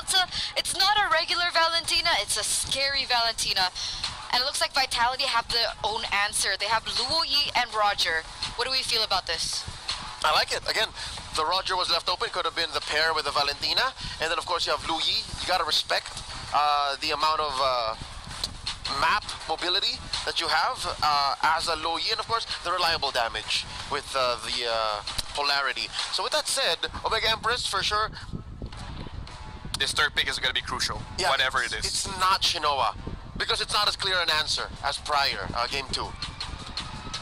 So They might go for the Nolan again, the Hayabusa. Again, this third pick, this might be the critical point in the entire draft. The Hayabusa pick up here is going to do pretty okay, especially going up against the Luyi, because the thing about Edith is that you can control that person, but if you're in Ogi Shadow Kill, who are you going to control? Yeah, it becomes a skill matter at that, you know? Like if you can set up the onward with the quad shadow, yeah, but if the quad shadow comes in and you're not there to stop the movement, the Hayabusa might get an early kill. And usually when we see the Hayabusa being on a certain team, the other usually goes for heroes like Tigreal. But with the Valentina on that side, is that still a viable choice to go for? It's very risky because, again, as crazy as a Tigreal is with the implosion, it's almost scary with the Valentina. You have 2 dashes. So it's double jeopardy for Vitality. Like, okay, sometimes it's okay, but other times it's a situation wherein Omega Empress is snowballed out of control. You're gonna kick yourself for picking up that Tigreal. And right now, Smart Omega Empress, they can pick up the Hive because they themselves have the Ruby. Right, they have the Ruby and Vitality. They themselves ban out the Melissa. Yeah. The Roger is good against the Hive, don't get me wrong, but it's an option for Smart Omega Empress if they want it. Now we still don't remember- know where the Roger's going. Yeah, the carry is still open as well. Yep. So now for Smart Mega Empress, they can still hide their Ruby, so they can pick up the gold laner here, but in their own fashion, they do like to pick up the gold laner much later. But no, they're gonna show the carry and hide where this Ruby's going. Yeah, when I mentioned carry, I meant carry for Vitality, but with the carry on that side, what do Team Vitality go for in the gold lane? A hero for Shell. I don't mind this Roger being the gold lane, Yeah, honestly. it wins. Yeah. So pick up something else in the jungle. What's left for the junglers if not the Roger? I'm thinking Nolan, of Vayne, fighter. I'm thinking of fighter. Alpha. Yeah. What else do we have? Because going up against the Hayabusa, might as well secure as much neutral objectives like the turtle as you can. Going for a tank might be, you know, not as great like the Boxia and such. They pick up the Brody here, which is gonna be pretty good. So this is gonna be a more aggressive kind of lineup, and the Yu Song. So Finally, Fumi Echo gets her hands on the Yuzhong. it's been banned out all this while. And it's a great answer to the carry. I like Yes. it. But again, use with caution. There is a Valentina on the other side. Valentina is always a caution. This is why she's always in meta. So it's gonna be a Roger in the jungle for Vitality now. How do Correct. Omega close out their drafts? You know what? I like it because Omega Empress can actually pick up a hero that beats the Yuzhong. So you deny Fumi Echo from doing Fumi Echo things. So I don't think this is the Ruby in the XP lane. This is a roam Ruby. They're picking up the Barats here, so There it is. even if you don't necessarily win, I don't think you lose. Yeah, especially in team fights. After the Dragonoid form lands, you can eat that, you know, anthropomorphic dragon. Yeah, so it's like Dragon going up against a Lizard. Their ancestral tree connects. There's some DNA shared there for sure. A dragon without legs is a dragon with legs is a lizard. That's what Detna is. Okay. Thank you for that piece of information. I enjoyed that. Laura side, I think Smart Omega Empress are playing on a very similar plane. Like, this is par for the course. However they played in game 1 and 2, very similar. It's Vitality who's really finding their groove. All right, possible final game of this best of 5. Final game of MWI. We're gonna throw it over to Naisu and Mirko. Boys, take it away. Thank you very much. I don't know, I think I'd pick the dragon in a fight against a lizard. How about you? I think so too. Yeah. Lizard doesn't really seem that threatening, but it depends on the stacks. Because he can go from Lizard to Big Dynamite. He can go from Lizard to Trex, and I've casted with Trex. He can turn into Trex, Yeah, basically. it's pretty tall. Big Dynamite. We're gonna take a quick break here once again while they get things situated. Have a break, have a Kit Kat. I'm running out of Kit Kats, man. Don't worry, man. I need more. We have a lot more Is here. there any hazelnut over there? Hazelnut Kit Kat. By the way, I don't know if we have that flavor in the Philippines, Yeah. but I would love to take some with me. The raspberry ones. I haven't tried it yet. You haven't tried that? That's the one I've been I taking. think Leo's been. Oh, so it's you and Leo. Yeah, that's why Save some for the rest of us. no. All right. Well, you know, at this point, I feel like that's what Team Vitality's saying over here to Smart Omega Empress. Like, save some games for the rest of us. We want to go 5 games in this grand final, Mirko. I mean, what's going on here? Team Vitality, is this draft better, the overall picks, than what they've had the previous 2 games? Yeah, much, much better, right? Because I feel like in game number 1, game number 2, it almost feels like they've completely forgotten about the fundamentals that have made this team so special. And what are those fundamentals? Simple MLBB fundamentals. It's just they are simply better. Usually that's the case. So give them lanes that can actually win up in the matchups and compositions that they're used to. They've been placed on heroes that they are very uncomfortable with, the CC in game number 1. Heroes that clearly just have almost 0 ways to win out in the lane individually. Like the Herod up against the Melissa, because, you know, obviously, great job by Smart Omega Empress to ban out the Moskov and the Claude every single time they set up for the Melissa. But these little things, it stacks up. And now it's stacked up to a point where it's match point for Smart Omega Empress. So you gotta, what you're saying is you gotta start at the individual, right? The laning phase. It's almost like a Kit Kat. You gotta start at the little segments, unless you're crazy. Unless you're crazy and you start taking bites from the whole thing. And at this point, Naisu, that might just be what Vitality needs to do. They might have to bite the Kit Kat straight up. They don't need to crack it. Because they need a win right now. Yeah, they do. Because Smart Omega Empress, they did it. They did all the setups, right? Crack it in 2. Okay. Then they eat 1. They eat the other. And now they're just left with 1 more. That's a good question for all our viewers out there. How do you eat your Kit Kat? Are you a little crazy, a little unhinged, and do you just bite the whole thing from the top? Or do you break it off one by one? You know, like a regular, normal person. Are you a skibbity Kit Kat eater? Or are you a normal Kit Kat eater? Someone get me out of here. All right, well, you know, going back to it, it's really just up to that point for Team Vitality to rise up, to show why they have been called the Queens of MLBB for so long. Again, this is a team, you know, just in this series alone, they've lost almost as many games as they have in the past 3 years. For MWI. That is such a ridiculous stat. That is such a ridiculous thing to say, but it's real for Vitality. You're right. The last 2 games, back-to-back 2. I don't remember the last time they lost back-to-back. I can't, but hey, if I can't remember, perhaps it is also up against Smart Omega Empress. Not in the club tournament, it was for SEA Games. Philippines were able to also take Indonesia, which is the team that you see here for Vitality, same exact lineup. It's a match point. And you know, part of that, I think what you really also want to point out here as we wait for them to get it situated is the improvement, the desire to get to this point. The team from the Philippines, Smart Omega Empress, what they've gone through, you know, a lot of the times they fell short getting to the grand finals, and now that they've made it here, what better start could you ask for? You know, already 2-0, facing the match point, you're about to make history. You bring this draft. Is this the draft to etch their names in history of MWI? Is this the one that's going to do it? Because if you really look at it across the board, it's pretty interesting, you know? So I'm going to let the experts answer that question, because we're going to throw it back to them while they talk a little bit more about this. Experts, take it away. Thank you, guys. Yes, we're back over in the studio, and now we get a little bit more of a chance to talk about the drafts, right? So coming to this game, I think Naisu even mentioned that, is this the final composition that they have committed to end everything here right now? Can I bring up something outside of the technicalities of the game? Of course. Because I want to talk about, because these are professional athletes, right? How they bring themselves is really how they win and lose. And personally for me, there's an art to losing. When you lose often enough, you know how to deal with it. It's been 3-4 years, right? Vitality hasn't lost. So I feel like this is one of the first times they're in a very extreme condition where I don't know if they have the mental capability to be like, it's okay, it's just a reverse sweep. What's the problem? Well said. A reverse sweep is something that they are alien to. It's something that they've never had to deal with for, again, as mentioned, 3 to 4 years now.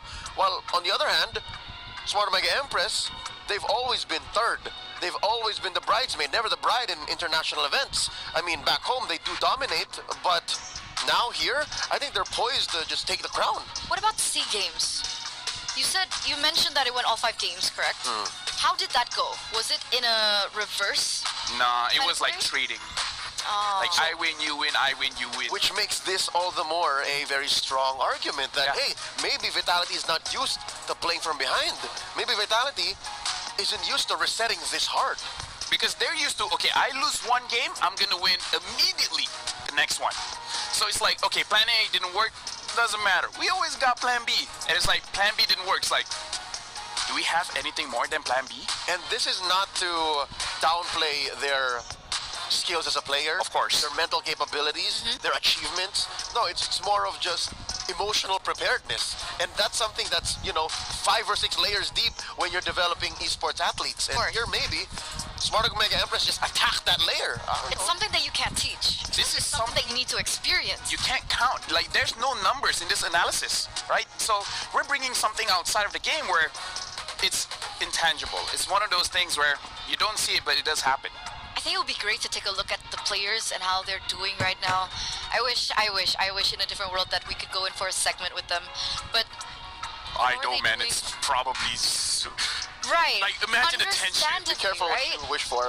Understandably, of course we wouldn't want to, but it would be so nice to know what's going on in their heads. Because as far as we're concerned, we can only assume, right? Based on what the camera shows, what the gameplay looks like. And so far, I think I'm not alone in saying Vitality isn't playing much like the Vitality we know. With all this intensity that's going on, I think the players deserve a break. Ladies and gentlemen, we are going to go to a short one, and we'll be right back. We'll see you straight after.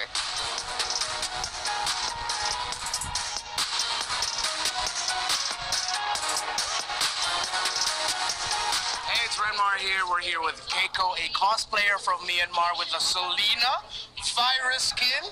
Hella cool. So, you're here for MWI and you're in this massive stage. Our women are finally getting this opportunity to play and perform in front of a crowd. What does it feel like to be here? I mean, as a woman, it's such an honor to be here. Like, we always been told to... And Smart Omega, I cannot put into words, but thank you team for participating. I just want the lineup they brought for this game. Players, these women, as we celebrate just these pro players, these women right here at the E. She doesn't know who. They're really trying to play their cards right at this. Aggressive Keishi as well, doesn't have the shadow kill just yet with a Purify used up. They go for the turret.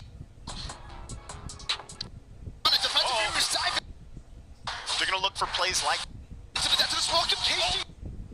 Another game under their shadow. Entirety of M, right? Yeah. But I think it's still okay, right? Yeah, no, it's fantastic. Selena Fire Skin is an epic skin. So now that you have that, is there another hero you want to try to make a cosplay out of? I want to do Fanny so bad. Fanny! Yeah. Alright. Wait, do you make your own props? Like, will you be able to make the swords? Oh, no, not actually. I only can do like small props. Alright. Yeah. But you will still get help and all that. Yeah. But still, fantastic with the Selena Fire Skin. Thank you so much. Thank you Keiko, so do you want much. to say a quick message to all your supporters? Thank you so much. Like, is there? I don't think there's many supporters out for me, but thank you so much. Like, yeah. All right. Thank you for your time, Keiko. Hopefully to see you around more, and we'll go back talents. Bye.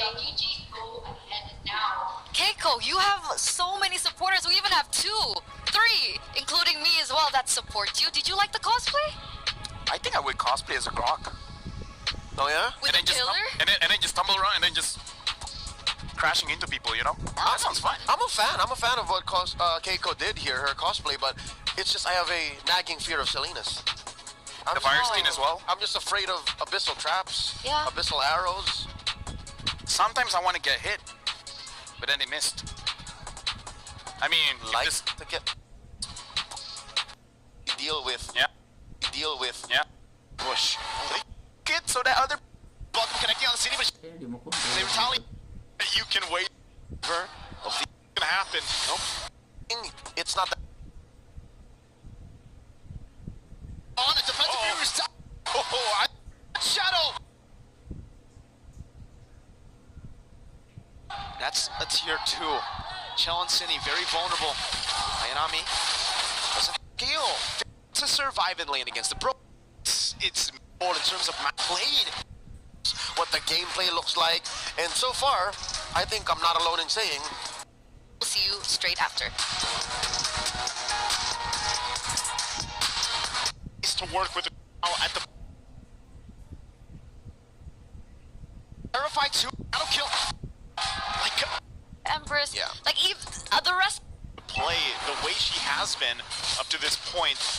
And so as we mentioned that Turtle's going to be up here, it looks like it's just going to be started up with Smart Omega Empress. I'm not sure if Team Vitality can really do anything about it. Doesn't look like that's going to happen. Nope. Keshi gets the Turtle. Vivian will be able to escape. Diversion coming down. Amori's going to be caught there. Goes with Primal Wrath, able to take it and gets out. Well played to Amore. Doesn't even have to burn the Purify. Yeah, that's the... Honestly, this is like the, you know, the power that you can use with a Valentina. You always get a choice to take a couple of these ultimates that are going to help you in certain situations, and this time it was that Primal Wrath. Look at this on the bottom side. Shell gets the information. Not sure, though. The rest of the team making their way through. This could be a response from them, but I think right now she's just going to be on the defensive. And so that's the thing, you know, even for the Brody pick, man, like we haven't seen Brody too much. I know we saw him debut today and then actually do all right, but in this matchup, you know, when you're trying to play from a distance because you're trying to avoid getting set up upon, I mean, there's a Varus across from you, you already know the Hayabusa is going to be putting the pressure there. Is this a good pick for the gold lane? Is this good to get them another game under their belt here to extend the series? I think it's going to be good if they play around their power spikes, but obviously for Smart Omega Empress, they can actually just play to avoid the power spike.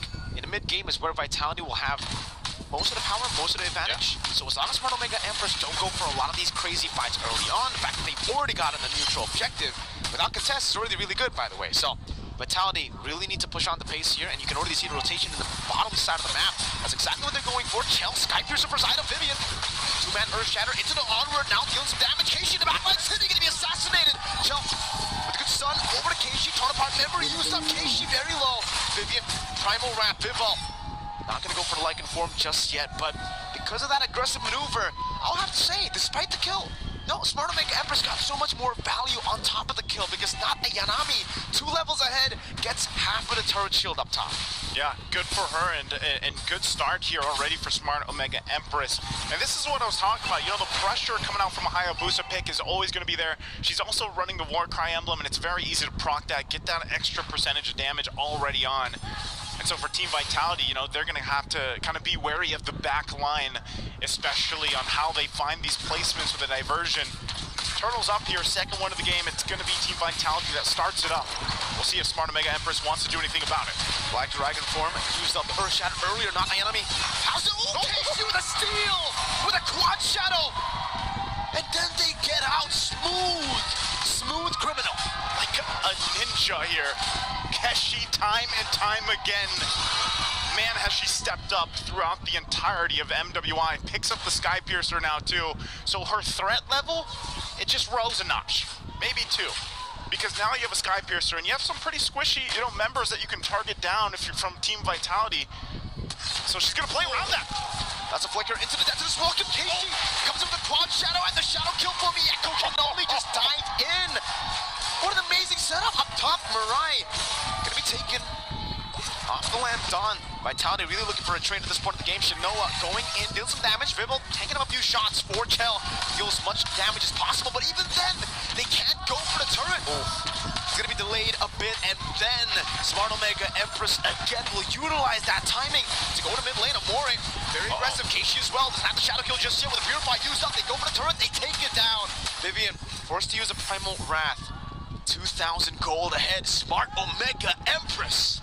The macro plays right now, the timing of the rotations from the Empresses is just on point. It's been perfect throughout the series, even from their last series. It doesn't seem like there's a weak point for them right now. They have to find something for Team Vitality here. Taking a look at the items real quick too. You're gonna have some of the first items locked in now. That is the Enchanted Talisman locked in. Diversion can be used, but no follow-up through that portal. Also, too, you have a Sky Piercer on Shell, right? She picked it up early on, but so far she's got the kill. She's farming up the best she can here. She is slightly ahead of Shinoa, but again, you have to point the fact that Shinoa, she's been on the defense, and I think that's also why she went with the Brave Smite, because she knew that she would have to play like this. But now, top side. I'm offended, locking her down. Good or shattering the Furious down defensively. We're gonna be caught under the turret. Cine picks up the kill, back even on the board. In terms of gold, in terms of macro, so heavily in favor of the Empresses. Ready to go on a turtle, third one, this time for free. Diversion into the mid bush. The Black Dragon form, they want to go for the fight. Flicker forward into the stun and the Petrify. Vivian picks up the kill. That's a trade back for the turtle. Okay, Team Vitality finding wins where they can. Yes, they've given up all 3 turtles, but they found a couple key kills. Could they get another? Flicker gonna be used.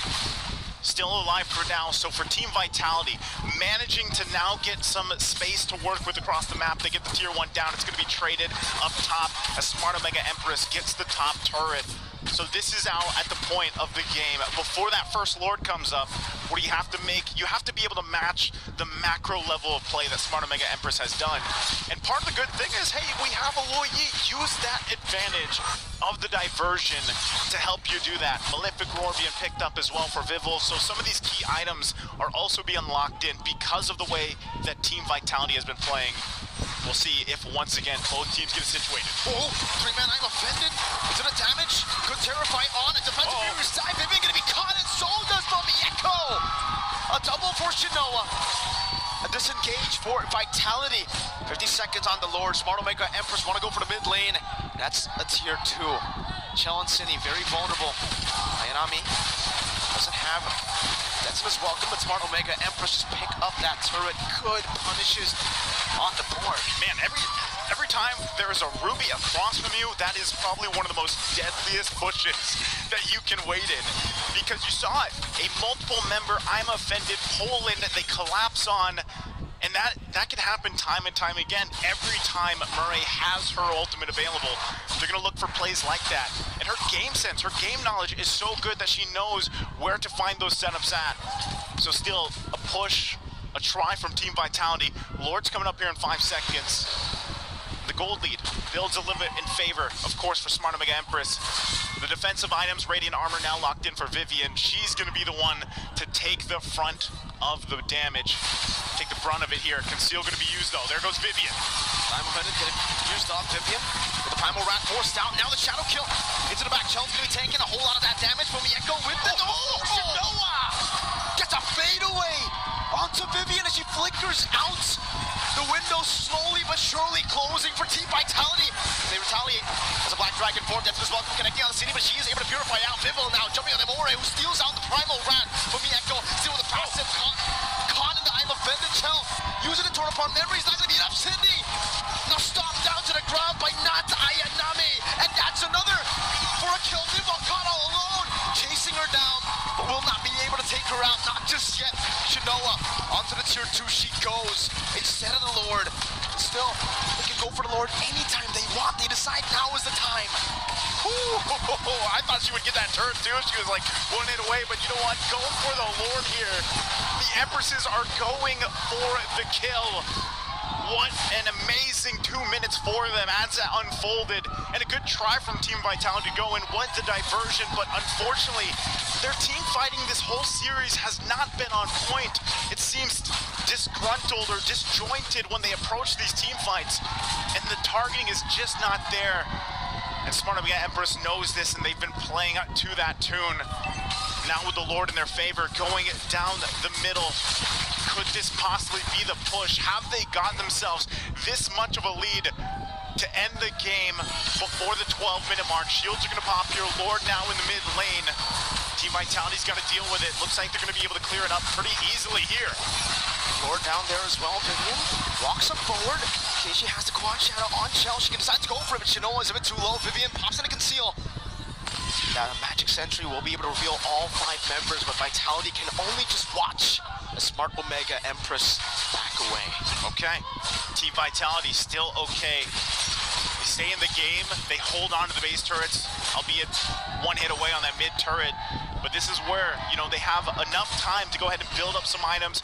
Glowing Wand locked in from Cindy.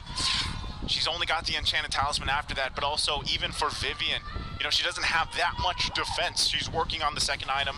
She's got, of course, that Radiant Armor to help with that magic damage, but, you know, even to be said, they don't have an answer for Shinoa yet. Shinoa's been completely fine and untouched on this carry pick, even half the time not needing her Purify.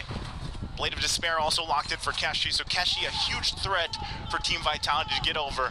And as long as they play against the I'm Offended being the setup potential for them, or even from not Ayanami, she's been on point with this Barrett's, they should be okay, but it's all about buying more time. They managed to withstand that first push, that siege with the Lord. Can they buy more time here to get ready for the next one? I think even when we're a minute away from this Lord, unless something miraculous happens, and that has to be the diversion, to be able to pull through and win that Lord fight possibly, or win the team fight. At this point, even if we're looking for ways to come back, it has to be a big mistake for Smart Omega Empress as well, because again, if we take a look at their composition on paper, they should be able to scale very well too in towards the later stage of the game. Meanwhile, for Team Vitality, we see a pretty big fall off for the Brody. The Roger does pretty well, yeah. But the Lo Yi as well. That's something that will fall off in terms of damage, but in terms of obviously the creative chances that you can apply on the map, the pressure, the creativity there, it's still very, very good. So it really will come down to the execution, but again, the easy window for a win to snowball, it's over for Team Vitality. Now they have to dig deep. Yeah, you're gonna have to dig deep. For the conceal being used there too, but you know, at this point, Shell did pick up a Wind of Nature, so at least she's got a little more defense here. And I think that's the struggle, you know, is getting the marks off. That's the thing about the Brody. You do have range, but you also got to get those marks off and then hope that you can cap off with the torn apart memory. So far, as this Lord is up, they try to get in this positioning. The good thing, like I said, they managed to hold on to that mid turret, so they'll have to manage the wave. Not sure if they want to actually go ahead and contest fully for the Lord. They have the information. Conceal used as well. But Smart Omega Empress will take this slowly. They know they have this movement on their favor, the time on their favor. And so it looks like Team Vitality won't pull the trigger just yet. Good wave up top for Team Vitality. They're really trying to play their cards right at this point because really they cannot make any mistakes. For Smart Omega Empress, it's much more relaxed for them. It's another day, it's another game. They've gotten 2 already. They have match points to the lead. Shinoa is level 14 to the Brody, and this is the timer as usually it's what we see a Brody have a lead. Cine walks up again very aggressively. Okay, still waves being managed here. Look at the placements, of course, for Fumi. She might be part of this whole thing. If they can pull this off, if they can find a way to utilize this, but the conceal is going to be used. They force Vivian back. That might be enough for them to just give the go on the Lord. It looks like they're going to push it. But as Vivian approaches back up, they don't know where the diversion is going to come through, and that's also part of the equation for Smart Omega Empress on why they take it slowly. Meanwhile, they're building more defensive items. Rose Gold Meteor now picked up for Shinoa to help with a little bit of that burst, that magic damage that can come through from Cindy, especially when the diversion follows through. But we're at a stalemate here. Amore holding on to that Edith Ultimate, the Primal Wrath, if they need it. But still, even if Smart Omega Empress does this for the next 2-3 minutes, they gives time for Team Vitality to catch up a little bit. There's the diversion. They're going to go. Onto Vivian, Lo Yi, diversion into the faction. No, going to be caught in the midst of it all right now. The Black Dragon form comes in. Fimbo jumps into the Lycan form. Cini dealing damage onto Amore with the help of Chell. Fomi able to escape. Fimbo goes for the Lycan pounce, unable to get Shinoa. Keishi gets stunned, but is still able to get to the quad shadow in time. Vitality are fighting so are Smart Omega Empress. And like you said, Nice, it's still a stalemate, but Fimbo wants to go for it. It's been stolen away from Ayanami with the steal on Barats of all things. How did not Ayanami get that? It's not her. What happened? How? Let's take a look at the STC replay. She goes in. Tell me it was the missiles. Oh, what? It wasn't even a missile. What a steal. Let's put it at that. And she's going to feel pretty good about that. And they march into the base now. Lord at mid lane. Conceal going to be used. Enhanced Lord charging down to the mid lane. Dora Wolf came onto Bimbo, but she's able to still escape Shinoa. Jumping forward. Not Ayanami. Once again with the Nexus. Welcome Vivian going to be shredded down. Keishi in the back line with a shadow kill as well.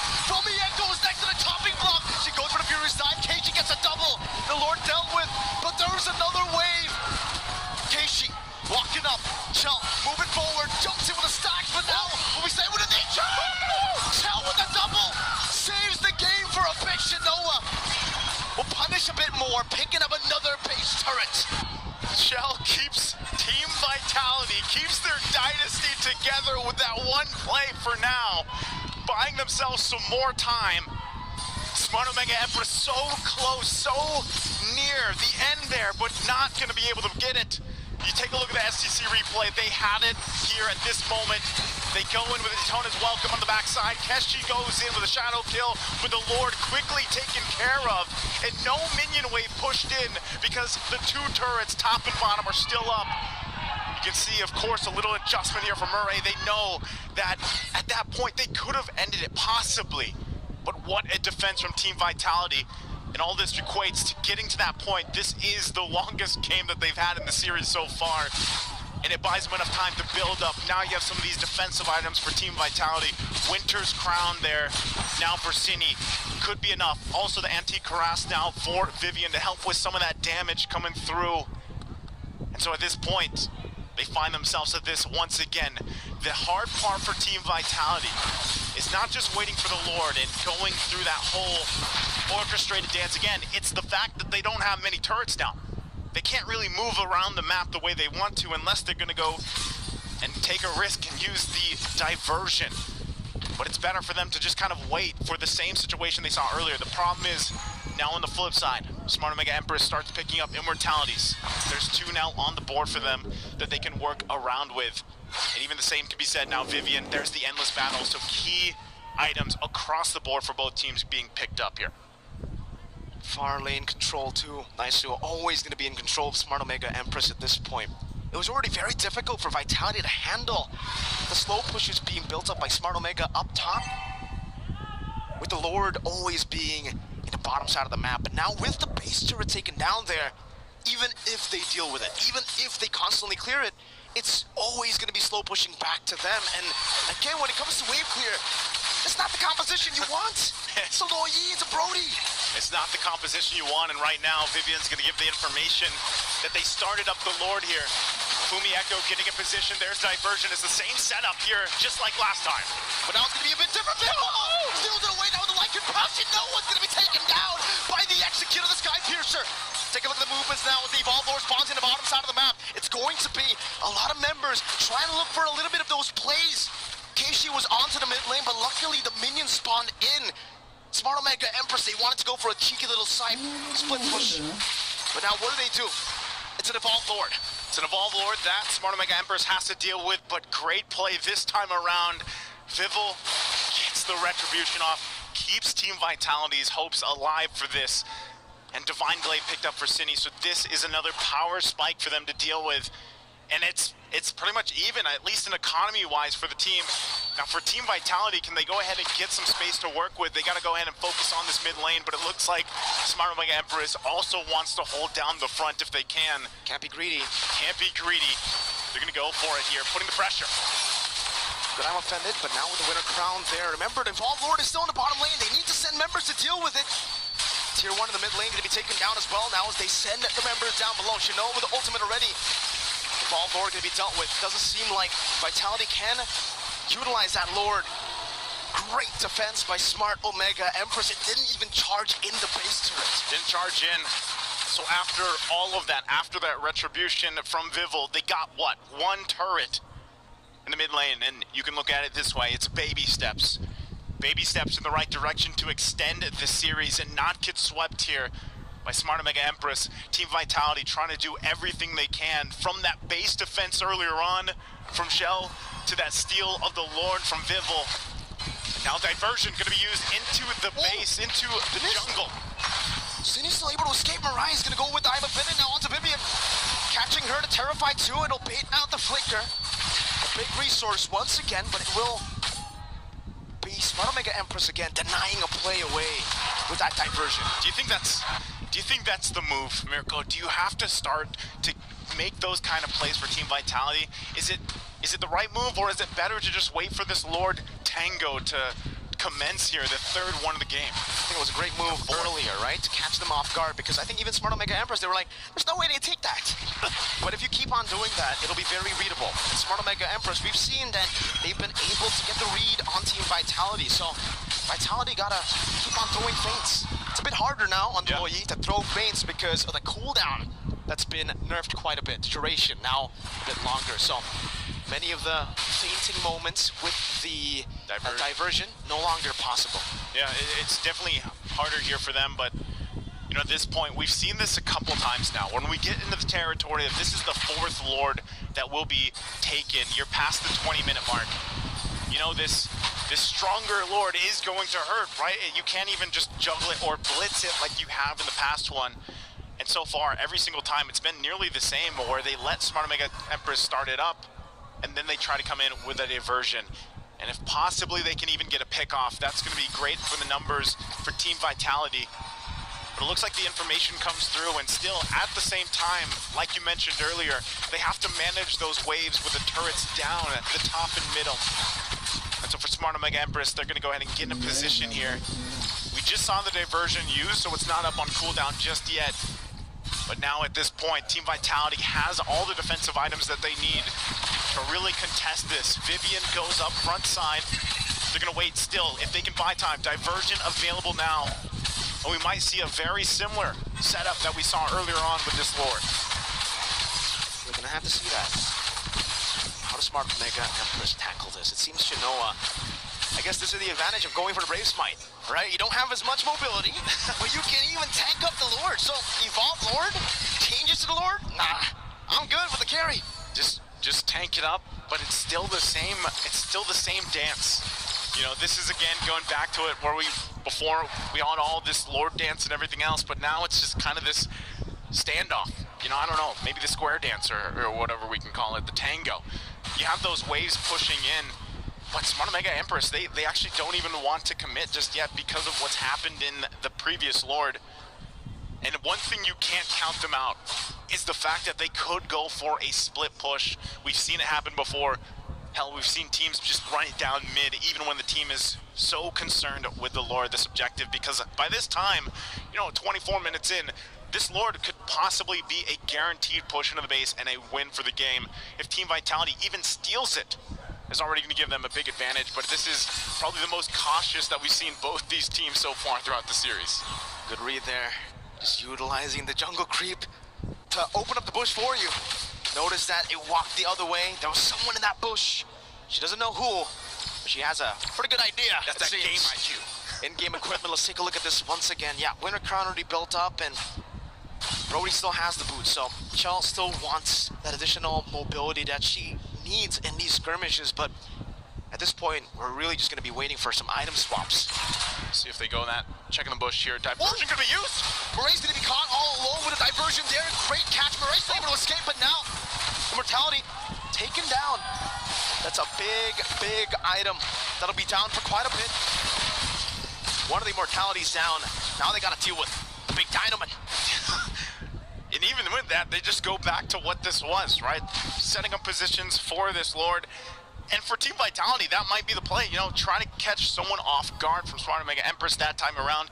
They weren't able to capitalize the kill, but they did get the flicker. They did get the immortality, which are crucial for the success of this lineup for Smart Omega Empress, especially when it comes to this fighting. So still, they don't want to actually start this up just yet because of the fact diversion is available again. Oh, Flicker in. that's an also welcome. Vival buys the immortality, gets over the like and form from Mieko. Jumping to the back, City, all alone, City! In a 1v4! Buys the blood witch, gets down! Oh my goodness, Vivian! Goes with the Earth Shadow, Keishi on the chase, City gonna be taken down! Vivian, no immortality! The Shadow kill to the back, Little Nature there, Chell goes for the sun, but Keishi wants to go for the execute. A few more hits with the like and form, Chell's still able to kite away! Now Keishi assassinates Vival! As Chell buys the immortality! I think they're going to go ahead and run it down mid. They're going to focus on the base here. There's only 2 left for Team Vitality. Big waves coming down. Chell going to be targeted down. No immortality. On a conquest for their 25th. The queens of MLBB have fallen. The dynasty, the streak, the era. And to take their thrones are the Empresses. No queen shall rule forever. The Empresses have made history here today in a sweep. They've dethroned the queens of MLBB. Man, what a game, 26 minutes. Master Macro from Smart Omega Empress is here. The journey that they've had up to this point and what they just accomplished here.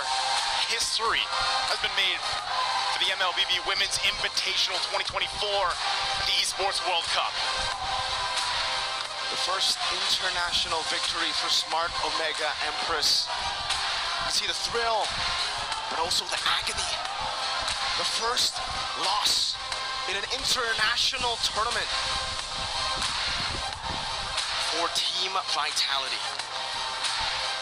You see just how elated the squad is. Everything that they've been doing time and time again, their journey up to this point, the crowd here cheering them on.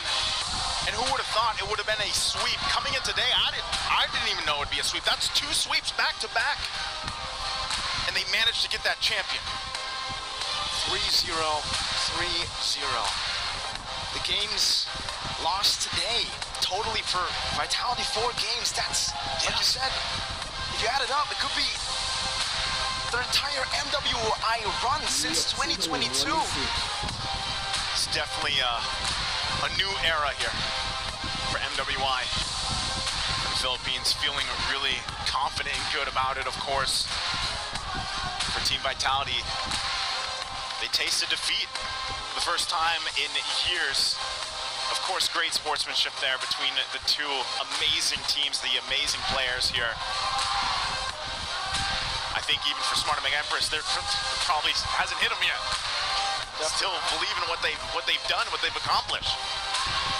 Always second, always third, always looking from afar. As a team they have defeated today lifts the trophy every single time. And today, it is their time to shine. How poetic. The queens of MLBB dethroned by the Empresses. It's amazing once again. Even the staff behind them. The way that they drafted this, the way that they brought this from even in the previous series. And then this one, when they approached this, such great minds behind these great, amazing athletes, these players, these women, as we celebrate just these pro players, these women, what they're able to accomplish here on this international stage. Make their country, make their family, make everybody very proud of what they've accomplished here. Again, congratulations, champions.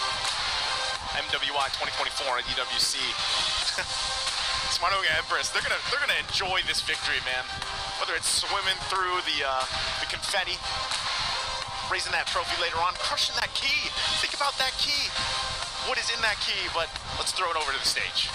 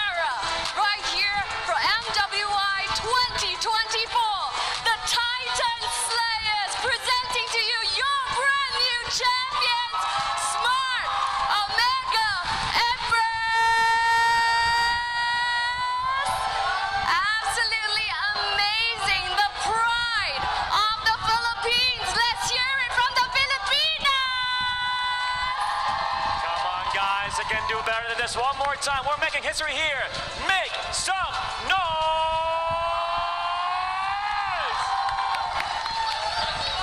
It is absolutely amazing to watch. Pinas lang malakas!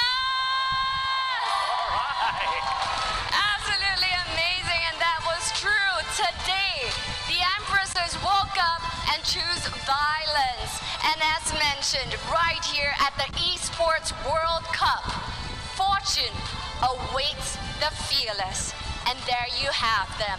Why be a queen when you can be an empress? Beautifully said, ladies and gentlemen. One more time. Let's hear it for Smart Omega Empress! Okay, so now we want to hear from the team. There's a lot of shock, but we want to hear it from you guys. Okay, so how do you feel taking down not just any team, a team that has been reigning for 4 years, taking every single tournament from you, 24 consecutive win streaks that you guys have tainted that perfect score? What do you have to say?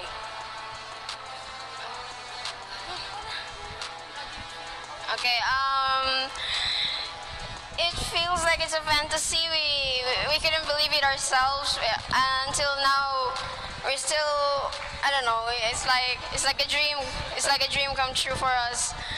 Yeah, we never believed like we would sweep them. We expected at least that maybe it's a 5-game series kind, but we can't believe this as well.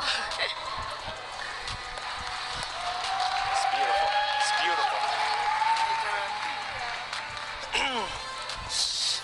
I cannot put my feelings right now. I can put into words, but I just wanted to say thank you to our organization. We're here because of them, especially to our bosses, Sir Pat, Sir Proy, and Coach Q. Thank you for trusting us, especially my players and Smart Omega. Yeah, I cannot put into words, but thank you, team, for participating. I just wanted to say, yes, we made it. Yes. Yes, you did. Yes. You did. Yes, we did it. In the making, taking place right here. Queen, Thank you. it's taking place right here at the EWC, but it's now time to announce the MVP. Ladies and gentlemen, can you tell who it is? Let me hear some names now, come on.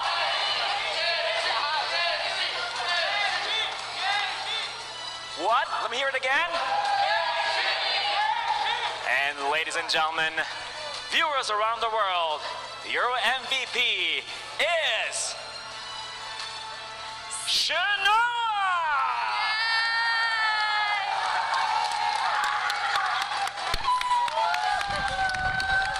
Yes. I know. Emotional. Not only you won the MVP, but you won for the Philippines as well. You know, taking place right now, not only you changed the narrative of the story itself taking place here, not only you are here in the first ever Esports World Cup, but also you won $50,000 right here, ladies and gentlemen, with the EWC here for the MWI 2024.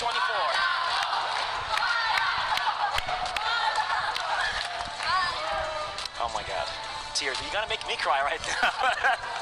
Anything you want to say, Shanoa? Exactly. Savage Shanoa, by the way. Oh, I was not expecting it. Honestly, I was so tilted by the past tournaments, but here I am proving myself that I can do it, and I'm so thankful.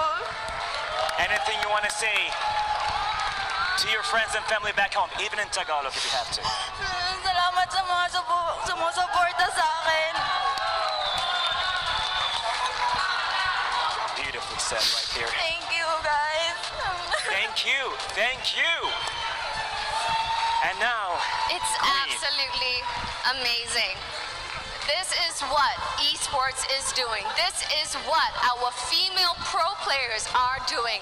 Redefining the culture that is esports with life-changing money right here. They have taken the lion's share of the $500,000 US prize pool, and on top of that, the MVP MVP, Shinoa, has gotten an extra $50,000 US. So this is the time to shine, and our Empresses right here from the Philippines have shown brightly. This is a brand new era of Mobile Legends Bang Bang. In the MSC, we have seen a new king arise, and right here for MWI, we have new Empresses, the Titan Slayers, Smart Omega Empresses, the pride of the Philippines. Over to you guys at the studio. We started this tournament, we started MWI 2024 with 12 teams, but only one prevails amongst all the rest. And it was not an easy journey for them. And I'm not just talking about the group stage, I'm not just talking about the knockout stage, but it's been 3 years. The first time they went in 2022, 5th to 8th place. 2021, 3rd place. And finally, after 2 long years plus, they come here in 2024 and take it all. And with them all throughout, their gold laner, Shinoa. I've had my eyes on her career for the longest time, ever since they came out of LVD Huntress, carrying the banner of Smart Omega Empress. And that jump in her playstyle, in her development, in her growth from 2022 to 2023 was enormous. What now after becoming a world champion? I don't know, honestly for me, I'm a bit speechless. Like, looking at how emotional they were, I feel emotional as well, because this victory means a lot to Smart Mega Empress, to all the players. For sure, we're gonna take a look at their highlights from before as well, and I don't think there was a moment in all of the 3 games that we thought, okay, maybe Vitality have got this. It was a steamroll all throughout. They were so sharp, so on point in their execution. Shinoa MVP for sure, but all the rest of the members, Mirai, Amor, we saw as well, like Keishi, not Ayanami. That's everyone. I mean Ayanami, but her name is not Ayanami. Yeah, it's confusing, but you know what we mean. Diagon. Yeah. Philippines Diagon. These women are all national athletes, and here they carry the banner not just of Smart Omega, but as well of the Philippines. We came up short in MSC, but here, again, playing arguably maybe half the amount of tournaments that Team Vitality did over the past competitive season. They came out and they showed that heart and believing yourself and working with your team goes a long way. Hard work pays off. Yeah. Honestly, there's a lot of heart. We heard from the coach as well, thanking to the organization for giving them a chance, because I feel like this is something that we have to highlight for MWI as well. Not a lot of female players are given the chance, but when you give them the chance, they can show you that they can do it.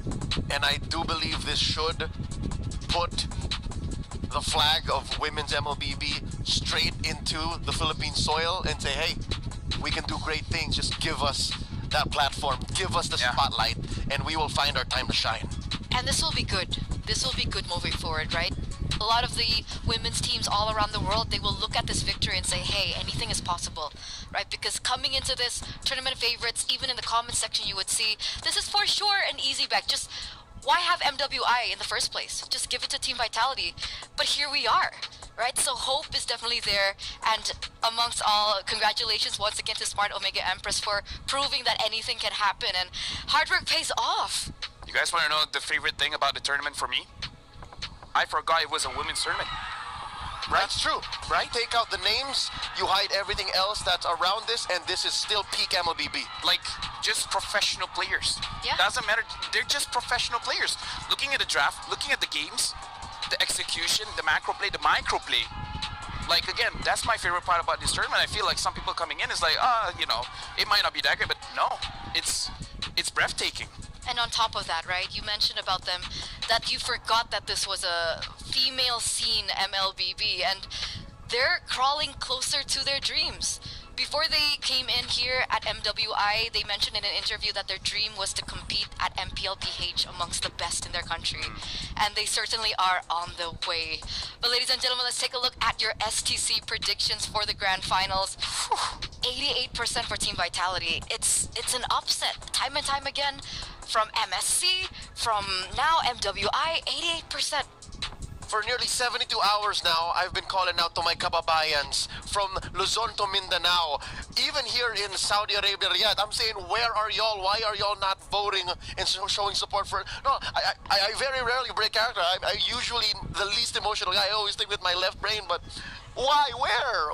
Why just 12%? Where? Was that all of the Philippines? Because the ladies did everything they could. Empress is now on top of the world of MLBB. This is a new age. Where was the support? Let's think of it this way. I mean, they had a lot of supporters in the venue.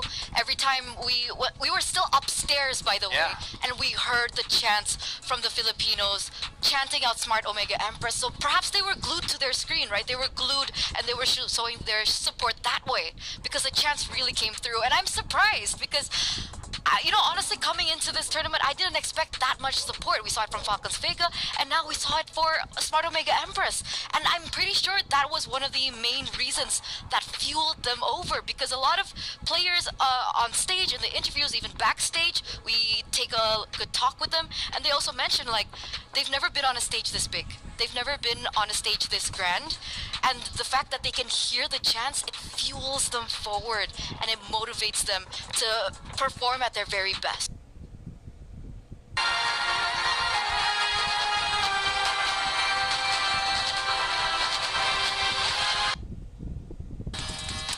I saw Distribution. Now Kyle just jumps back and forth. 2-0 in kills 2. This early game is completely disastrous. Falcon to AP Brand, they're going to be able to control this for the next 8 minutes or so. And I think that's like a Red Giant. Oh, I mean...